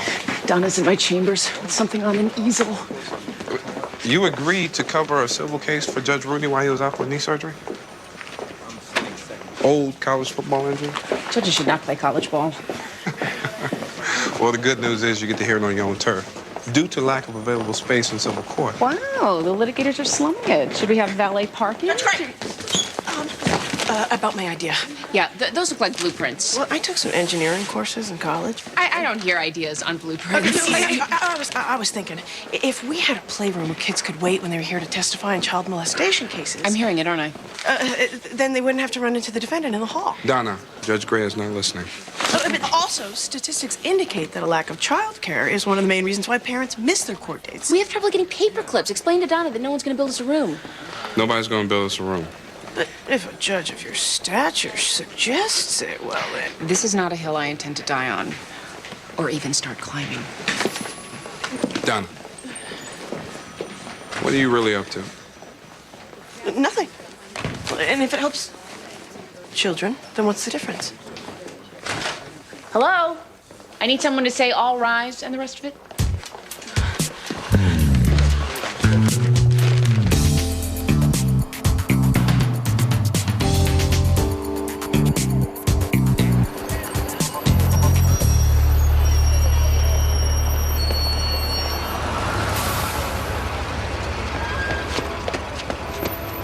You're late. Well, if you wanted me to be on time, you should have picked me up at Teen Harbor. Oh, wait. Teen Harbor got shut down thanks to your battle axe fascist aunt. You reek. Take off your jacket. If you want an apartment, you have to at least look like you're trying. Oh, that's good. That's really good. Impress the landlord by identifying yourself with a mass murderer. For your information, Charles Hanson is a misunderstood poet and musician. Manson. Charles Manson. And he's a psychotic misanthrope. Remove the shirt, apply the deodorant to your pits, put on this shirt, then the jacket, in that order. Put them on yourself. Fine. Sleep on a scrap of damp cardboard in front of a doorway. Just one more bum for me to step over my way to Starbucks for a double latte.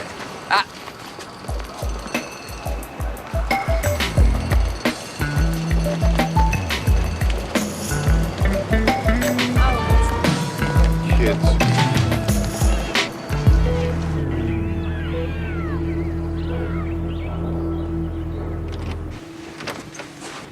This would be your room. It used to be our son's. As you can see, you'll have your own bedroom and bath. Young man your age needs his privacy. There'd be no problem about redecorating. Oh, no, it's not It's as if not there's any... a shrine, if that's what you're thinking. You could redecorate any way you'd like. Make it your own place, completely. And there are several other young people in the neighborhood.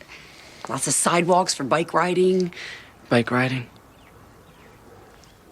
Eric is 16. I'm afraid his sidewalk bike riding days are over. Well, of course they are. Well, it's just a really great neighborhood. And a great room. And it's in your school district, so you wouldn't have to change. I'm gonna go down and wait in the car. Oh. Let me talk to him.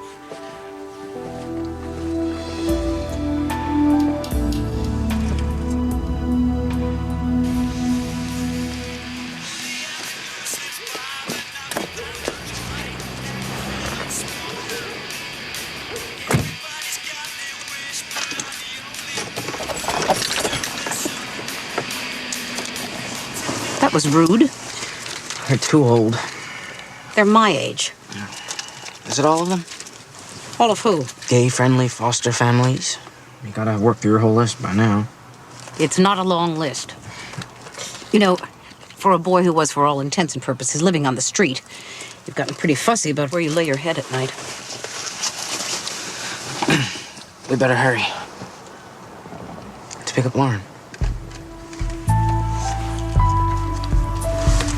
Maddie? and Jeffrey Christopher are suing H. Marlis Incorporated, the Morley Corporation, and the Macmillan Company on behalf of their son, Jason Christopher, age 15, alleging these cigarette makers engaged in illegal advertising campaigns targeted towards children, which resulted in Jason's addiction and his subsequent smoking-related emphysema.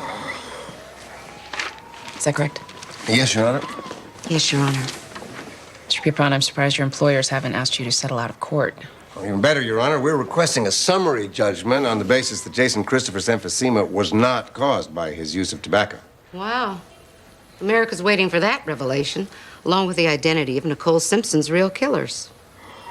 We're willing to produce our expert witness at a hearing before incurring the expense of a full-blown trial. I'll hear that witness. Your Honor. Why protest, Miss Little? You'll get a preview of Mr. Pierpont's most compelling argument. I withdraw my objection.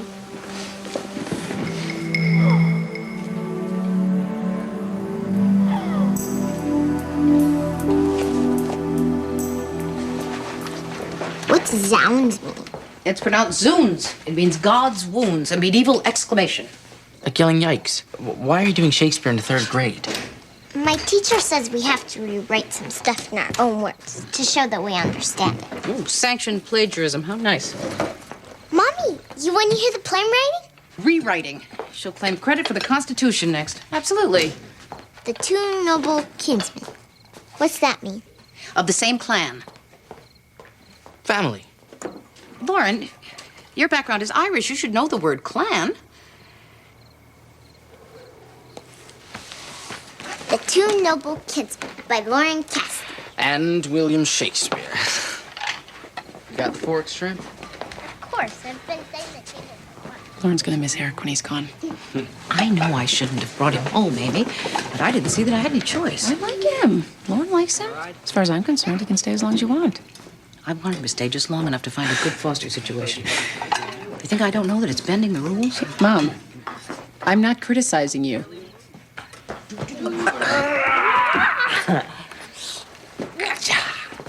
Come on.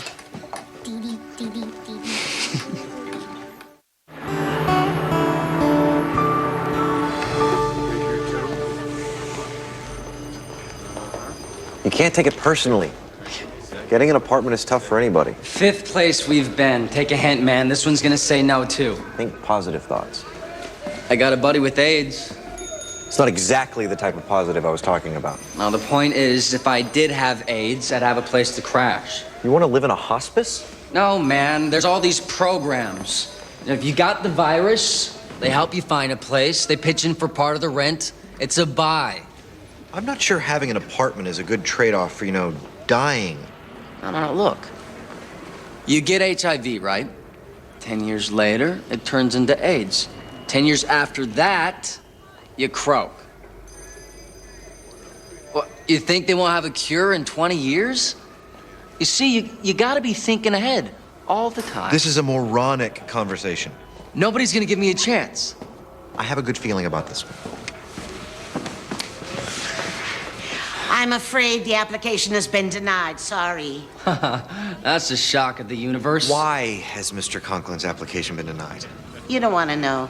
This ain't even my jacket if that's your problem, ma'am. It is his right under the law to know why he is being denied shelter. I couldn't say for sure, but maybe it's because no druggy street trash is going to live here, bringing out the police all hours of the Mr. night. Conklin has had problems in the past, but he has taken impressive steps. Maybe you never heard. I'm reformed.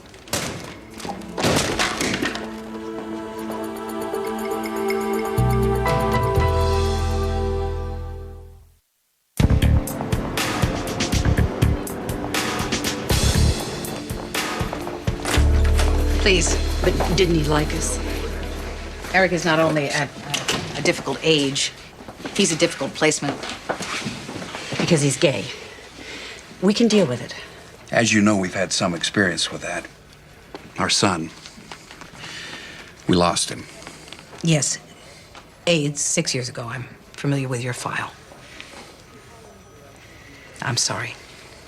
Look, I doubt you will ever be able to find foster parents as sympathetic to Eric's particular needs as Luther and I are, because we've been through this. Couldn't you speak with Eric again? Yeah, Help him understand that we could give him a good home. Maybe the best home he'll ever find.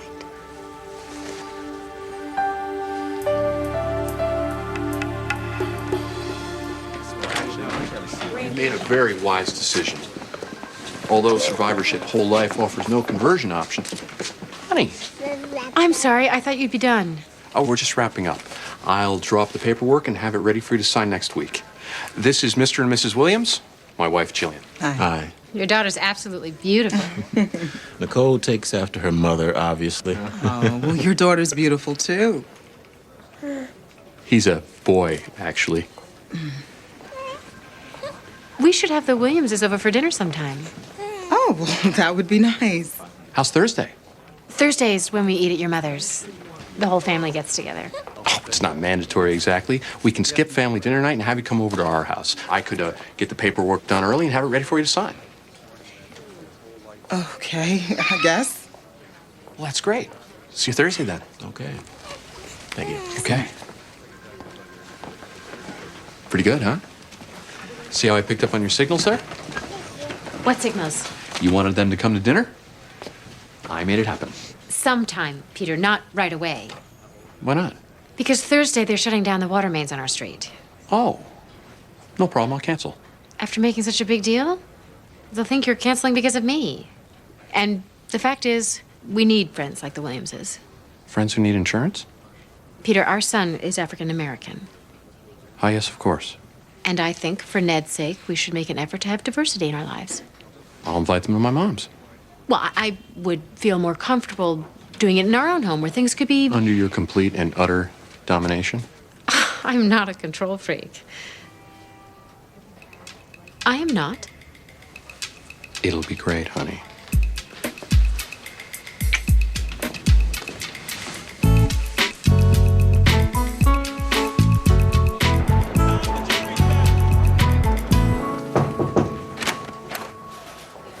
Judge Grumble. Your court clerk said you wanted to see me?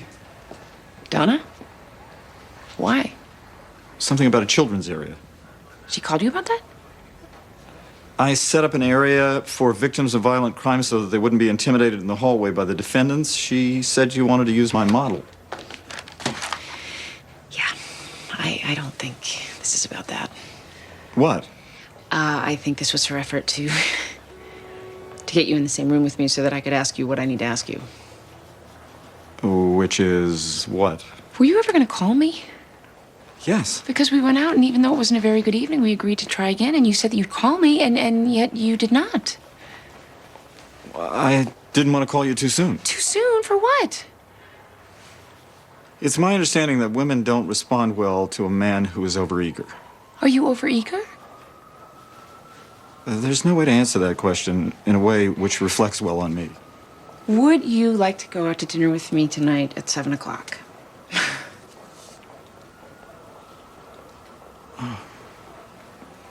You better be hesitating because you don't want to appear overeager. No. Yes.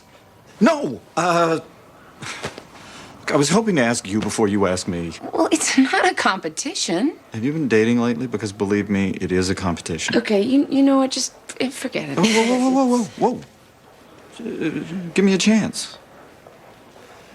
I would be delighted to have dinner with you tonight. I accept. Thank you.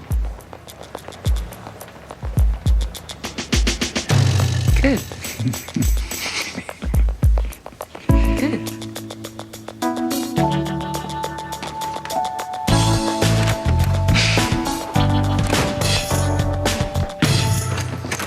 Hold the phone. Where's the fire? Sorry. Eric's gonna show me how to spam dunk. Slam dunk. It's basketball, not lunch. Lauren, go out and warm up the ball. I need to speak with Eric for a moment. Go ahead. I'll be right out. She looks up to you. Big deal. She's 4 feet tall. Eric, I spoke with the Wrights today. Who's that?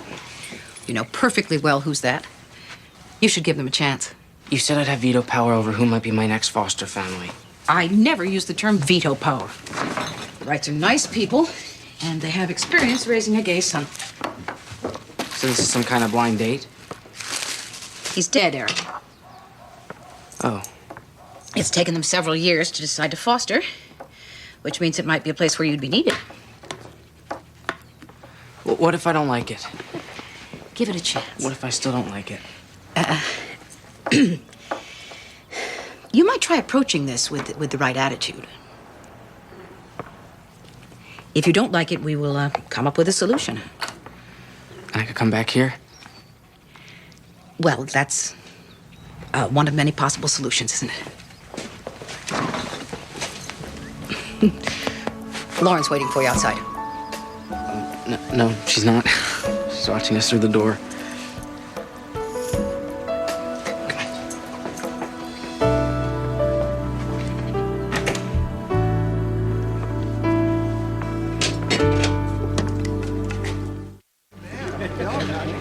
I think that's a great idea.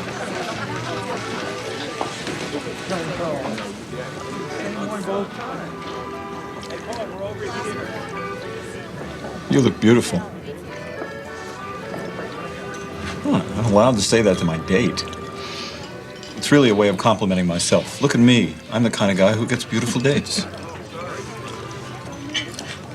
Look, I said you're beautiful. Couldn't you just say thank you like a normal beautiful woman? Could you please stop calling me beautiful? Absolutely. It's sheer hypocrisy, you being so homely. It's like sitting across from an old boot.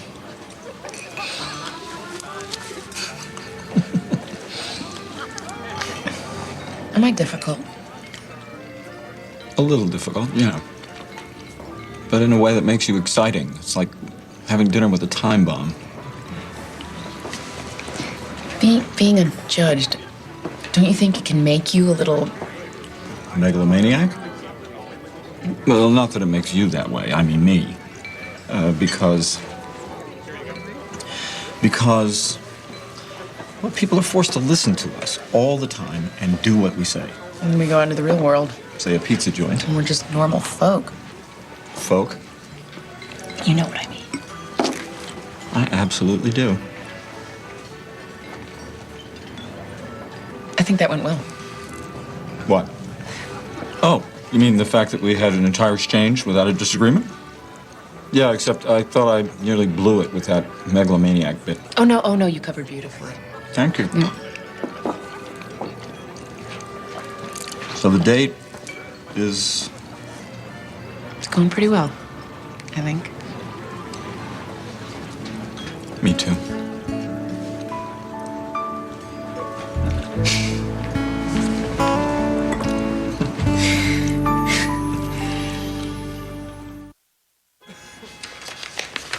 Dr. Carson, what kind of doctor are you? I'm an internist attached to Johns Hopkins University with attending status at Cedars-Sinai in New York. I'm an oncologist specializing in diseases of the lung, and I've published extensively in medical toxicology exposure analysis. I accept that Dr. Carson is an expert, Mr. Pierpont. Thank you. Now, Dr. Carson, what is your view of smoking? My view is that of any doctor who sees the suffering and disease the use of tobacco causes on a daily basis. Which is? It's the most dangerous addiction in the country. I think that the people who run tobacco companies are morally bankrupt and ethically perverse. Dr. Carson, I'm a little confused. If those are your feelings, then why are you here testifying on behalf of a tobacco company? If Mr. Pierpont's company uses me as an expert witness today, then they'll have an awfully hard time disparaging my reputation the next time I'm on the other side. Dr. Carson, what did you discover about Jason Christopher? I found obstructive emphysema with atrophy and dilatation of the alveoli and destruction of the vascular bed. And, in your opinion, was this caused by his smoking? No.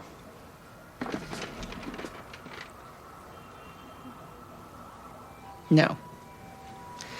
The tissue breakdown is in the lower lung region, inconsistent with damage done by smoking-related emphysema. Well, if it wasn't smoking that caused the damage, what was it? Jason Christopher suffers from AAT emphysema, which is caused by an inherited protein deficiency.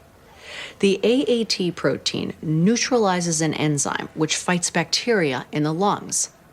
Unchecked by AAT, the enzyme eats away lung tissue and can be fatal if its progress isn't slowed or halted. With an AAT deficiency, developing emphysema is almost inevitable. Your Honor, incontrovertible medical...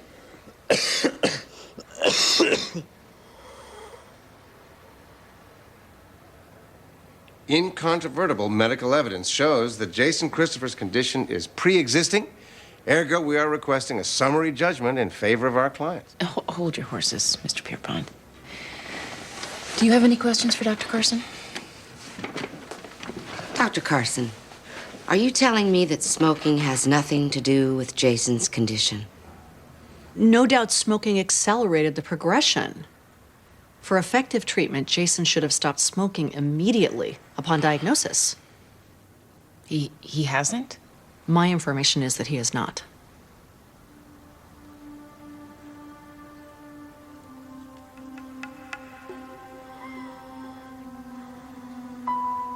Your Honor, I have no more questions, but I would like to argue that Dr. Carson's testimony is simply the opinion of one expert witness and does not merit a summary judgment.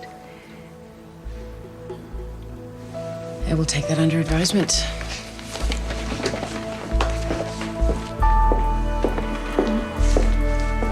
Jason. Go ahead. Try again. Go in. Black takes a free throw.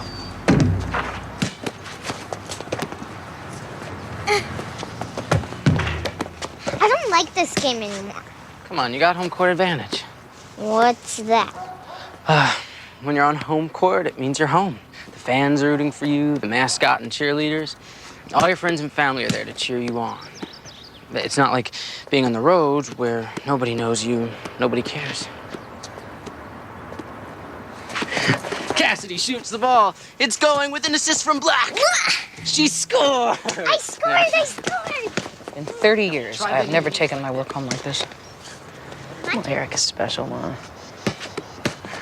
Every day at work, I see some child I think about bringing home, but I know not to do it. Obviously, I'm becoming soft-headed. Soft-hearted. You're allowed once every 30 years. Black takes a free throw. And it's all net. Black is back, Black is back.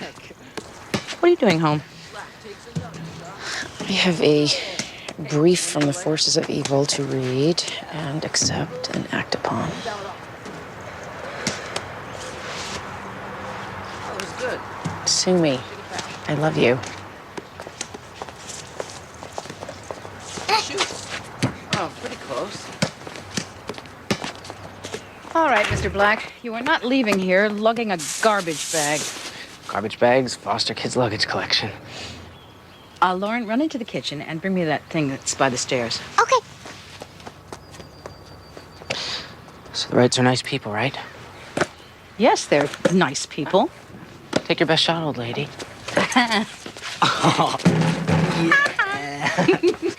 Two times.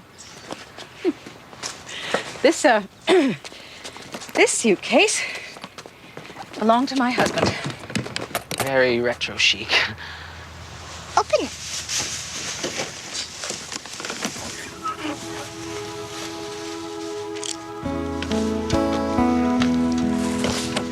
That's you with us.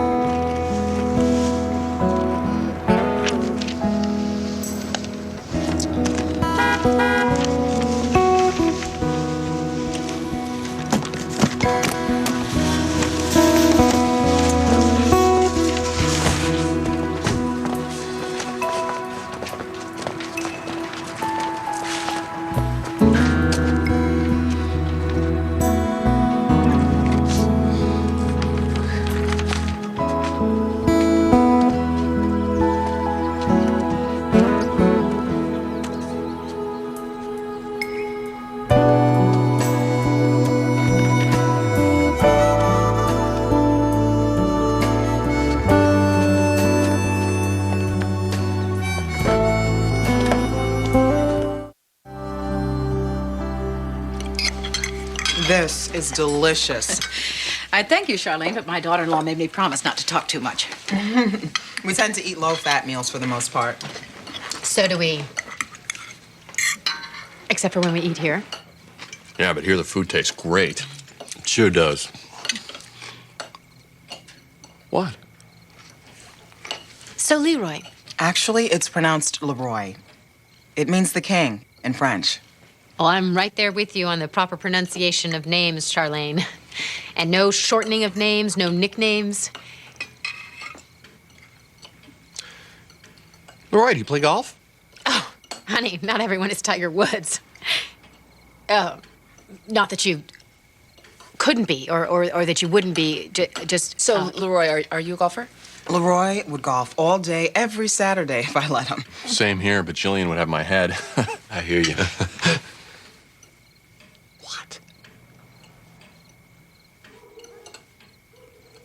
Judge Gray, I'm very interested in the work you do. Your job is very vital to the community. I mean, my own career seems so inferior by comparison. Thank you, Charlene. What is it that you do?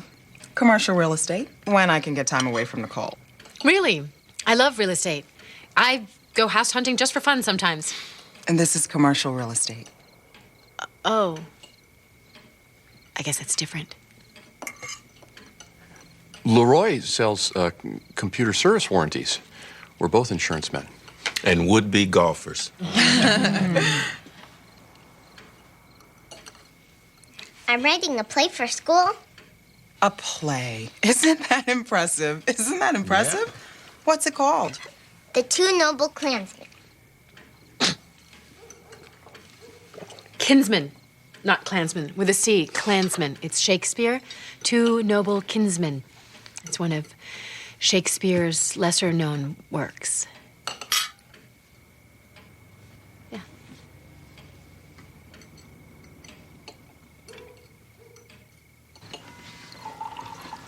Is this decaf? Oh, absolutely. You made yourself very clear on that count. No caffeine. No, sir.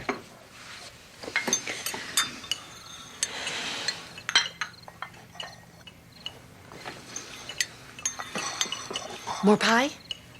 No, thank you. Black is back! Oh, sorry. Eric, what do you think you're doing here? What? You want me peddling my ass on the streets? Because that's where I'm going if you send me back to those freaks. That's Eric. He's sort of A friend of the family's. Go ahead, Mama. I'm sure Leroy and Charlene will understand. Maxine, I need your help because I have an ex-junkie out there somewhere. I'm out of places to look, and you owe me. Sorry. Hello. And this is my cousin Kyle. What do you mean I owe you? Remember Teen Harbor? I'll go with you. There's stuff But like it's this not going on around here of all the wrongdoing. time. Peter. Amy, tell Eric that I will speak to him in the morning, and by that time, I expect him to be over his snotty teenage tantrum. It's been a pleasure. Call, Mom. Okay? Eric. Now, would this be the junkie or the street hustler?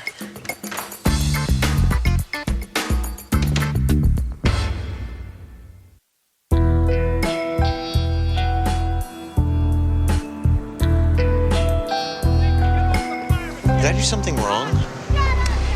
Well, out of the goodness of your heart, after your job ended, you continue to try and help this young man find an apartment, get his life back on track.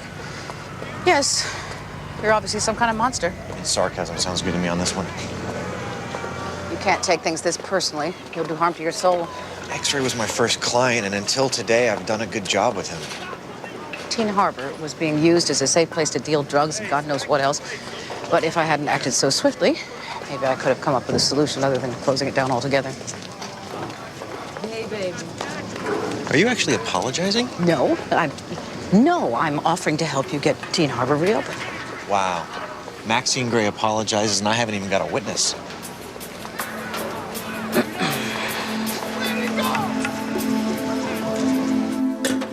How could we possibly have made so many PC blunders in one night? What must they think of us? Jillian, they were all perfectly honest mistakes. I thought that went great. She was a little tense, but he seemed like a very nice... Are you kidding? She was awful. Fussy, opinionated, very controlling. And you know what? I think the only reason she came to dinner was that Amy is an important judge and she wanted to meet her. What kind of person has ulterior motives like that? You only invited them because they're black. That's an ulterior motive. Peter. No, Peter's right. I'm just as bad as she is. And I don't let you golf. Or eat saturated fat. I don't let people call you Pete. Honey, I know it's because you love me. The saturated fat thing, anyway. Well, what about Ned? If we don't have any black friends, he's gonna grow up in this weird, colorless limbo. He'll end up like Bryant Gumbel. Jillian, Ned will be fine no matter who he's friends with. Amy's right, honey. And you're not as bad as she is. You're not bad at all. You are the opposite of bad.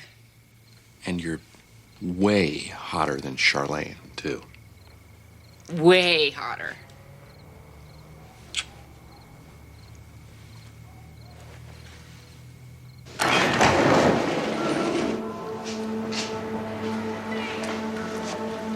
What is this place? It's a shooting gallery. Never been to one of these? Come from a higher class of drug addiction. The important part of what I said was not the apology. It was my offer to help put Teen Harbor back together. Hey, hurry up with that.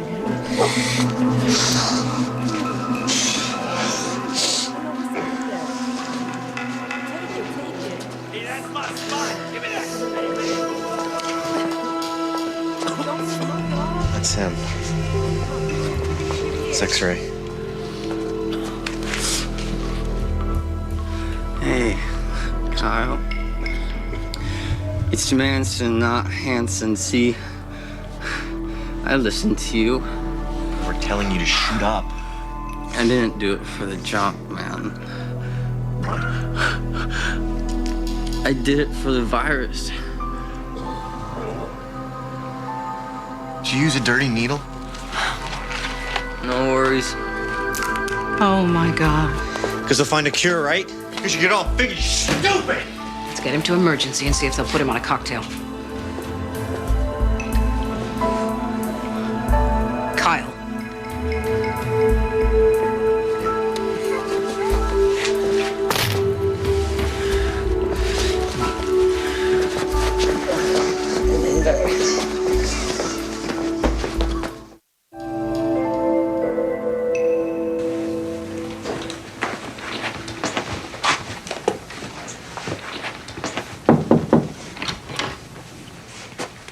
Good morning.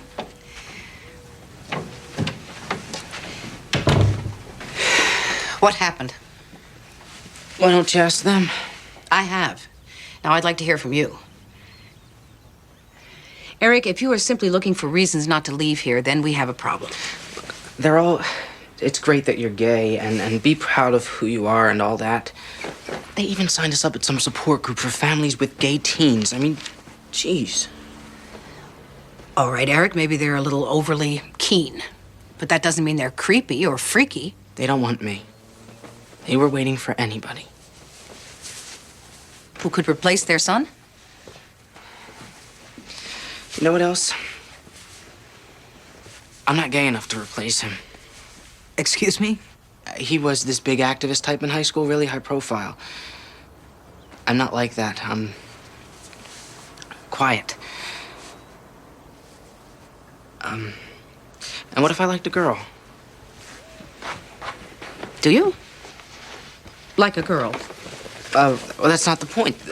The point is, if I did like a girl, I'd be letting them down in some twisted way, right? It could happen. Oh, for heaven's sakes, take the clothes out of the suitcase and put them in the drawer.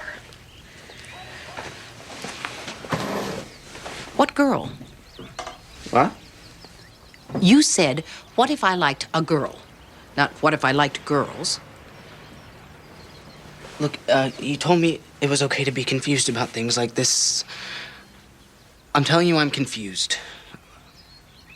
Can't you find someone who's like 100% homo to live with the rights? That's what they really want. Let's get breakfast. Does this girl have a name?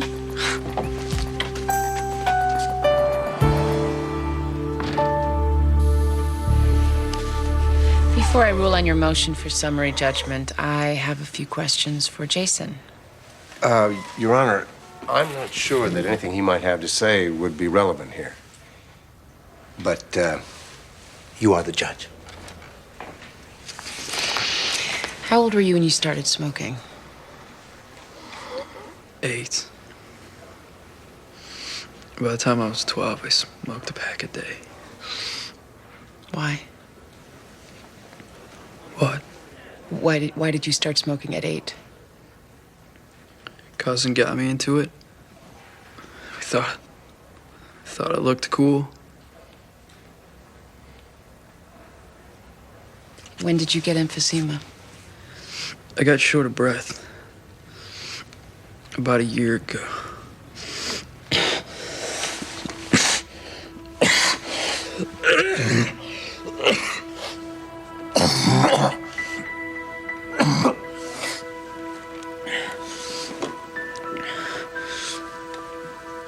I found the emphysema. But you didn't quit? I did. At first, but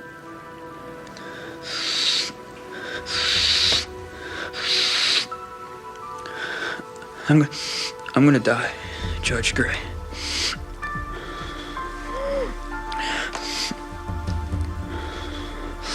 What's it matter now? Now if I quit.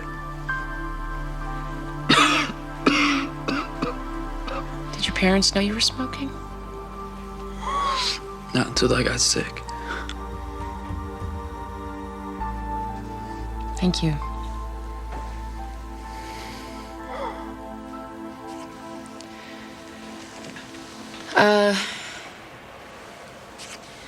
I am allowing Mr. Pierpont's motion for summary judgment in favor of his clients. No damages are awarded. Your Honor, please. The Christophers deserve their day in court. I agree, Miss Little. Just not on this specific complaint. I don't understand.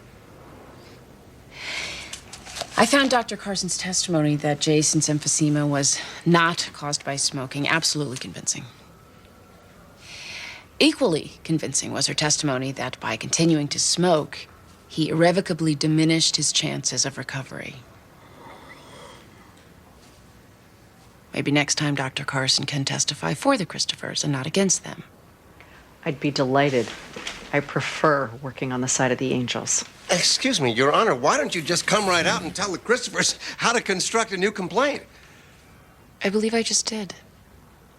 I also believe that you'll decide to settle out of court. You, madam, are a loose cannon. I'll be bringing this up with the Judicial Review Committee. Give it your best shot. Better men than you have tried. We're done here. All rise.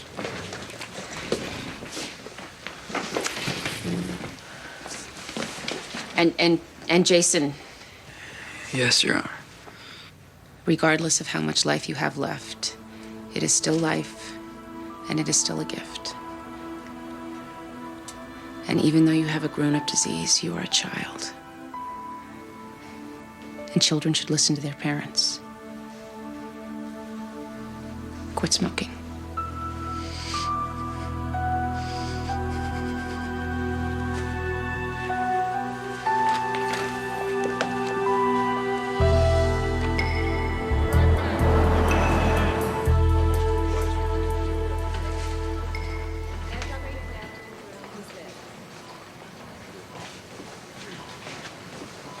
I'll take care of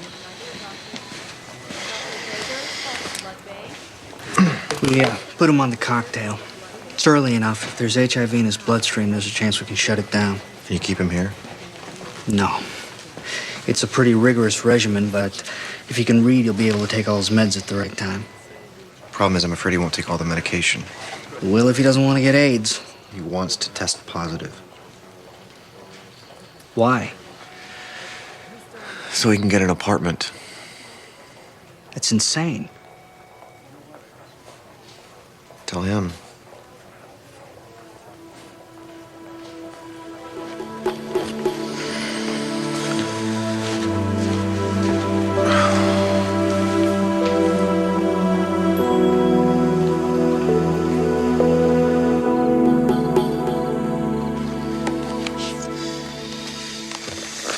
Orange chicken. Beef and broccoli. Another orange chicken. It's Amy's favorite. Ah, green slimy stuff. Bok choy. Like I said. Something smells good. Who's? I love Who's. We haven't had Who's for a long time. Well, we haven't had these many people to feed in a long time. Did somebody else move in? Not yet. Should I set the table? Eric's turn. Okay, then can I take a break? 15 minutes. He's going to smoke. Probably. Can you put these on the table? Sure. Mom, what are you doing? I'm going outside. To smoke? What do you want me to say, Amy? I want you to quit. I know that. Anything else? I'm afraid you're gonna die. I am gonna die. I mean soon. I want you to be here. For me. For us. Good God, you live with me, Amy. How much more here can I be for you? My husband died and left me alone with 3 children to finish raising, and I mistakenly thought that I would actually finish and could have some time to myself. I now realize that probably won't happen, but no matter who is in my house, I will live the rest of my life on my terms. Well, it probably won't be that long the way you're going. Do you want to open this door, Amy? Yeah. You exist on 9 cups of coffee a day. You eat powdered sugar for breakfast, you drink like a European, and you have sex with people that you don't care about. Mom, it's just... You're not... I just feel... Amy.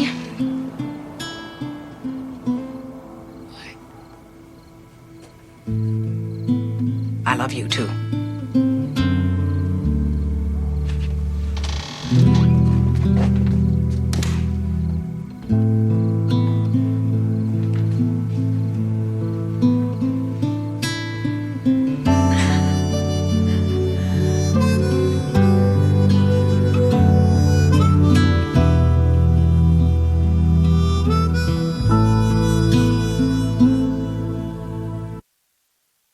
Coming up next on TNT's Prime Time in the Daytime, there's drama in the courtroom when a mother defends her right to kidnap her son.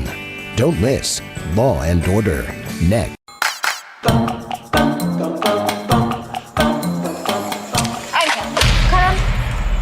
আচ্ছা আপনি ওই দিন আপনার আম্মার সামনে আমার লগে এরকম ব্যবহার করছেন কেন? আমার ইচ্ছে হয়েছে আমি করছি আর আমার পিছে ঘুরে লাভ নাই। কেন? আমি আপনার ভালোবাসি না, করবো না কেন? এ হায়া মেয়ে রে বাবা, তোমার তো আমি ক্লিয়ার করে বলছি যে আমি তোমার বিয়ে করব না। আরে আপনার আম্মাই তো আমার পছন্দ করছে, তো আপনি শাদি করবেন না কেন? তাহলে তারই বিয়েটা করো। জি জি জি, আস্তাগফিরুল্লাহ, কি কইতাছেন? আমি আপনার আম্মারে কেন শাদি করব? আমি তো আপনার শাদি করব। আর আপনি যদি আমার শাদি না করছেন তাহলে কয়ে দিলাম ব্লেড দিয়ে আপনার নাম আমার হাতে লিখুন। তোমার যা ইচ্ছা তুমি তাই করো, আমি একদমই ভয় পাই না।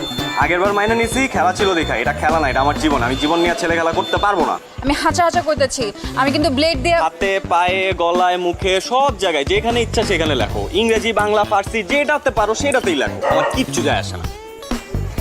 আপনার আমি শেষবারের মতো কইতেছি, আপনার আর বেশি সময় দিব না, শুধুমাত্র 12 ঘন্টা সময় দিলাম। এই 12 ঘন্টার মধ্যে আপনি আপনার মত বদলাইবেন, নাহলে কইলাম আমি হাঁচায় ব্লেড দিয়ে আপনার নাম লিখে ফেলাম, আমার কেউ আটকাইতে পারবো না।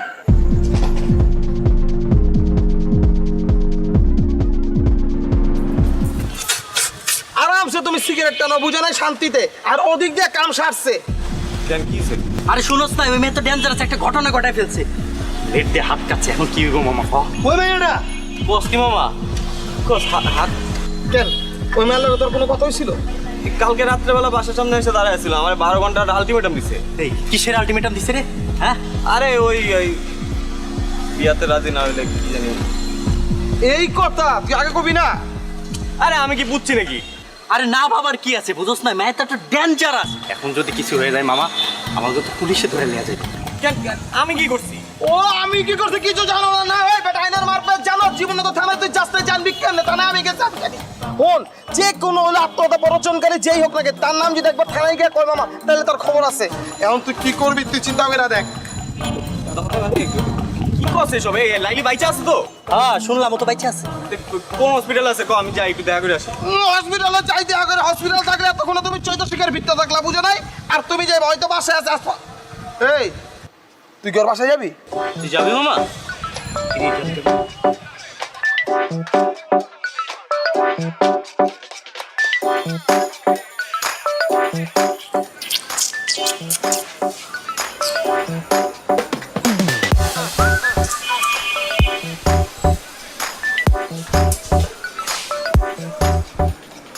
হায় রে খোদা, তুমি আইছো। আমি জানতাম তুমি আইবা। আমি লাইলে কইছি তুমি আসবা। চ্যাংরা হও আর রক্ত গরম হও, মানুষ তো। তোমার মনের ভিতরে সেই প্রেমটা আছে। আচ্ছা আমি লাইলির সাথে একটু দেখা করবো। লাইলির সাথে দেখা করবা? কেমন আছো? আছে বাবা, আসো আসো, তোমার আমি একটু দেখা করতে আসো।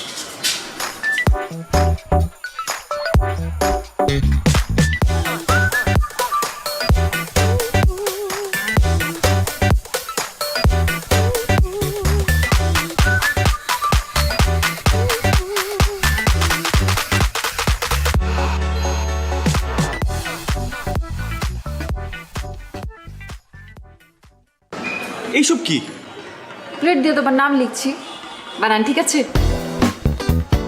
একদম ঠিক আছে। কিন্তু কি বলো বাইক না, ভালো হয়েছে না? আমি কিন্তু লাইলিতে কইছিলাম যে লাইলি ছবি তুইলা ওরে পাঠাই দে। ওই কইছে যে না, কিছু জিনিস আছে এগুলো ছবি তুলে পাঠালে সঠিকভাবে দেখা যায় না, সামনাসামনি দেখতে হয়। এর লেগে তো এতক্ষণ ধরে তোমার জন্য অপেক্ষা করতেছি। এইসব পাগলামির কোনো মানে আছে? আছে না, তোমার আমি শাদি করব, তুমি আমার শাদি করবা, করবা না? এই তুমি কি আমার বলদ পাইছো? বলদ এই পাশে দাঁড়ানো লোকটার মতো। নিলে তুমি আমার মামার নিয়ে কি করতেছো? আমি বলবো তুমি শুনবা। মানে এই যদি তোমার হাত কাটার নমুনা হয়, হ্যাঁ আমি জানলে আমি জীবনেও আসতাম না। আর যদি হাত সত্যি সত্যি কাটতাও তাও আসতাম না, কোনো লাভই হতো না। আমি তোমারে বিয়ে করব না। তোমার মতো মেয়ের সাথে শুধুমাত্র মজা নেওয়া যায়, বাড়ির বউ করা যায় না। তোমার মধ্যে ওই রকম কোনো এলিমেন্টই নাই। তুমি একটু বেশি বেশি করতেছো না? এই মাঝখান দিয়ে ঢুকে গেলেন। হ্যাঁ সাদে কি আপনার মানুষে হাবলু কয়? এর লেগে আপনার হাবলু কয়।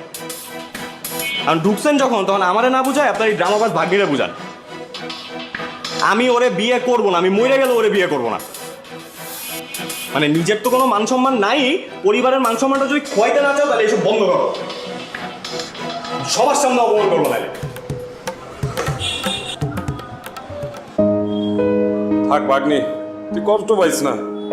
হয় তোরা বুঝতে পারে নাই, আর যেদিন বুঝতে পারবো হয় কান্দা বুক চাপলাইব, তখন বুঝবো যে কি জিনিস হারাইছি।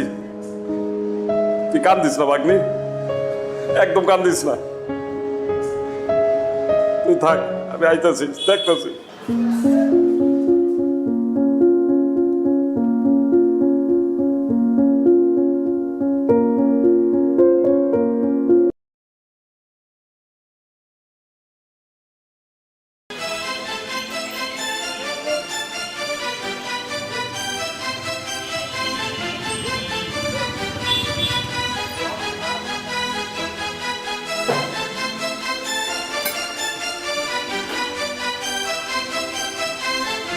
ভাই কি দেখেন?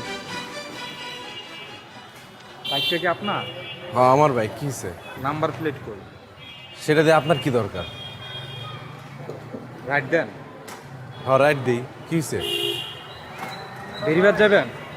না ভাই, এই মুহূর্তে বেরিবাদ যাবো না ভাই। ভাই চলেন না, আমার মায় অসুস্থ। ভাই আমার রাইড শেষ, আমার পোলার আছে জন্মদিন, আমার তাড়াতাড়ি বাড়ি যাইতে হবে। আমি যাইতে পারবো না, তো আপনি আর একটা রাইড দেখেন, এ নিয়ে যাবে আপনারে। ভাই বিপদ তার বইলে আসেন, আমার মায় অসুস্থ। ভাই আপনার মা অসুস্থ থাকলে কি একজন হেল্প করতো না? এই মুহূর্তে ভাই এই বেরিবাদে আমার বাড়িটা থাকলো উল্টা দিকে, আমার যাইতে অনেক দেরি হয়ে যাবে। ভাই একটু স্যাক্রিফাইস করেন না ভাই। আমার মা অসুস্থ, আপনার মা অসুস্থ থাকলে কি আপনি করতেন না? আরে একটু বাড়াই দেবো ভাই, চলেন ভাই। আরে এই সময় বেরিবাদ কেমনে যাবো ভাই? আয়ান না, আমি তো আপনার সাথে যাইতেছি ভাই, আমার একটু নামাই দিয়ে আসেন, খুব দরকার ভাই। চলেন ভাই। আচ্ছা ঠিক আছে চলেন।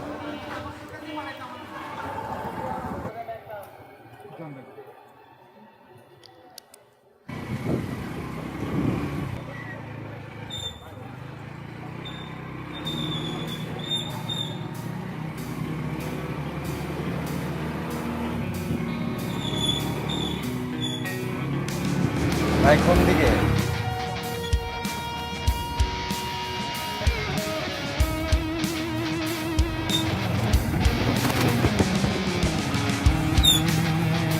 ভাই আর কোন দিকে যাবো কোন তো? সেই কখন থেকে তো সামনে সামনে ঘুরতেছে।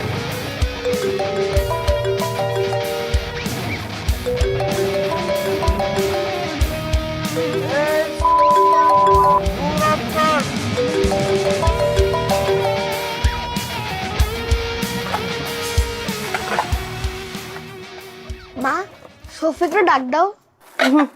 আমার অনেক রাত হয়েছে। তাহলে একটা কাজ করো, ওর জন্য একটা কেকের পিস রেখে দাও। আচ্ছা রাইখা দিব না, কাল সকালে তুই দিয়ে আসিস। মা মোমবাতি কই? মোমবাতি আনতে তো ভুলে গেছি একদম। তাহলে কাজ করো, বাবাকে আনতে কইয়া দাও। তোর বাপ কি জানে যে কেক কিনে নিয়ে আসছি? আচ্ছা আগে আসো, তারপরে দোকানে পাঠাবো নেবো মানে।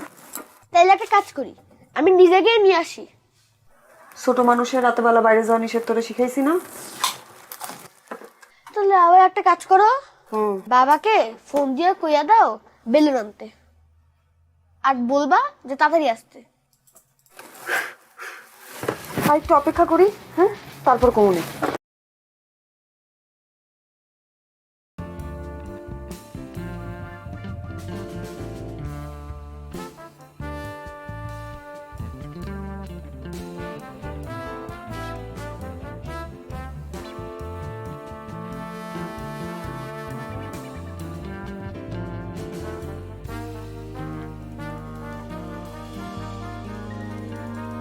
Berapa tau? Enggak tahu.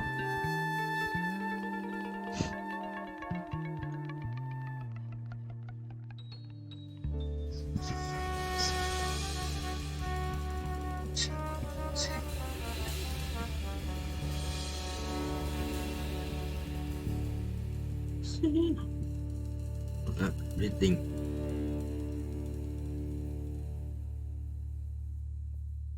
Milik siapa?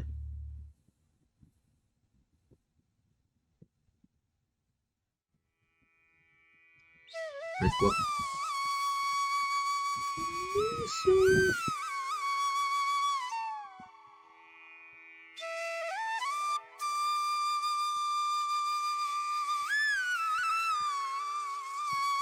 Tại sao còn làm đầu được mình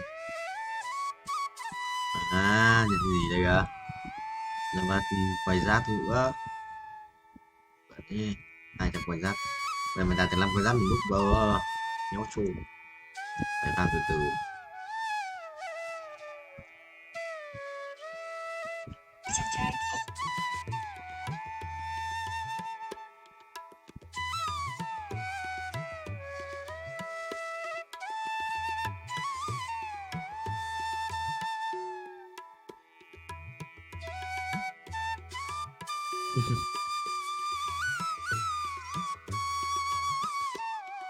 DNA tổ cái cây bàn DNA tổ hoặc là nối liên kết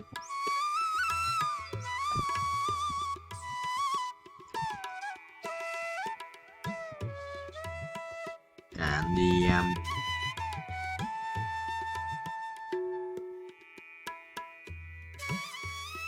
mà nó sợ là không nói để sao có sợ giờ mắt loại mình biết tại mày mà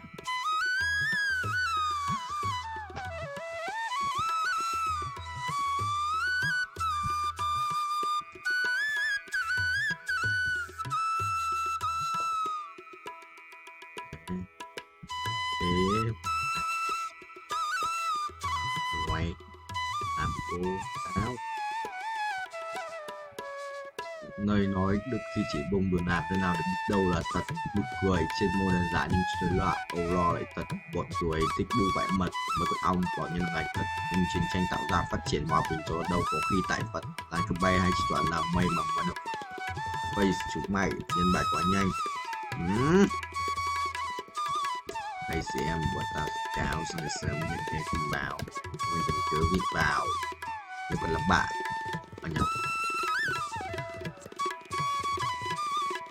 lại cái chip.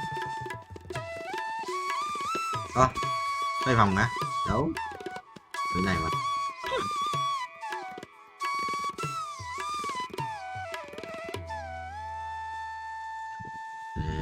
Cái gì ra cái đấy lại một sau nhất không dám.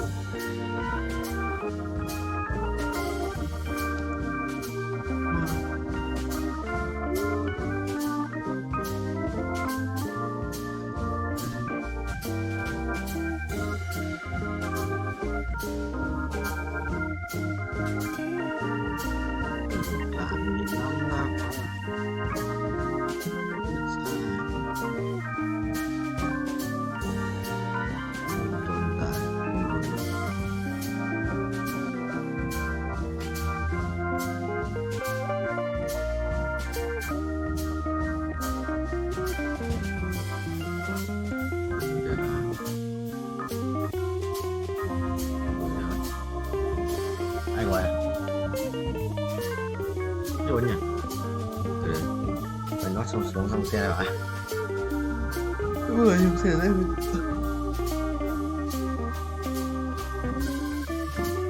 Đừng biết đâu. Chấm con.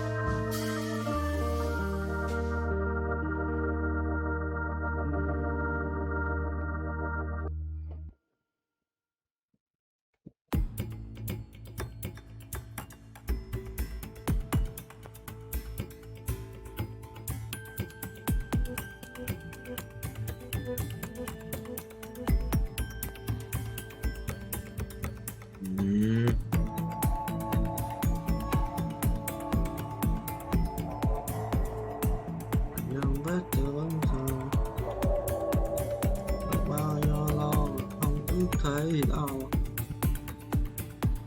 có gì đâu ngoài những vết thương sâu, lâu vẫn cứ thấy đâu.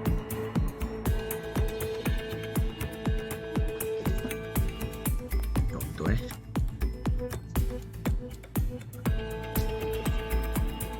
đó lại cái này thấy không.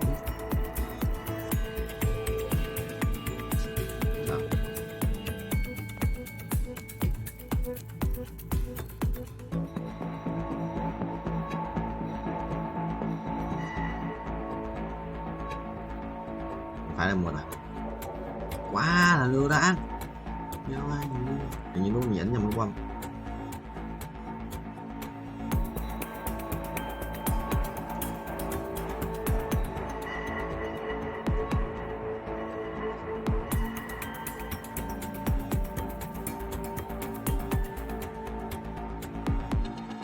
Người ta thương ta mới chờ cả cuộc đời.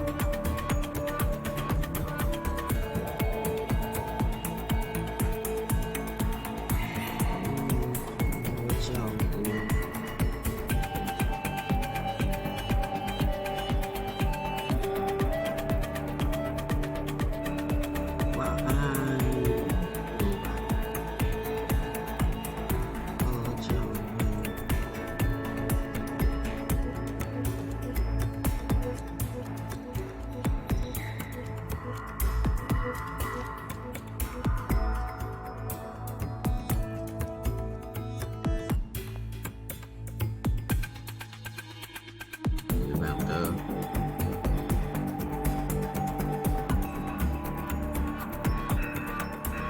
Thứ sáu học tối. Học tối giờ.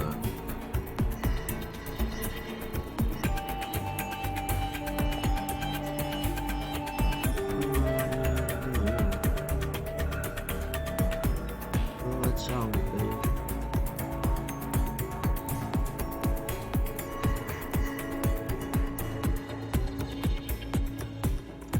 Hai. Ok. Xong. Tối anh đi học về. Xong đi xem phim. Thôi. Nhưng mà cái nhất luôn có bữa quá có cảnh 18 cộng.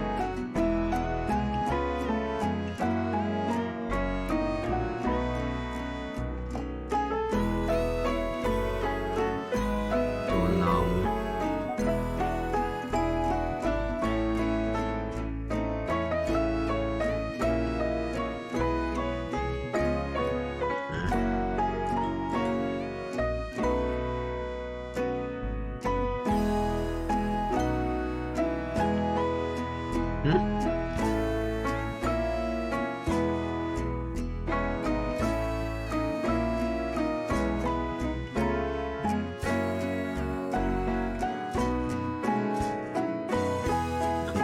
Sắp chiếu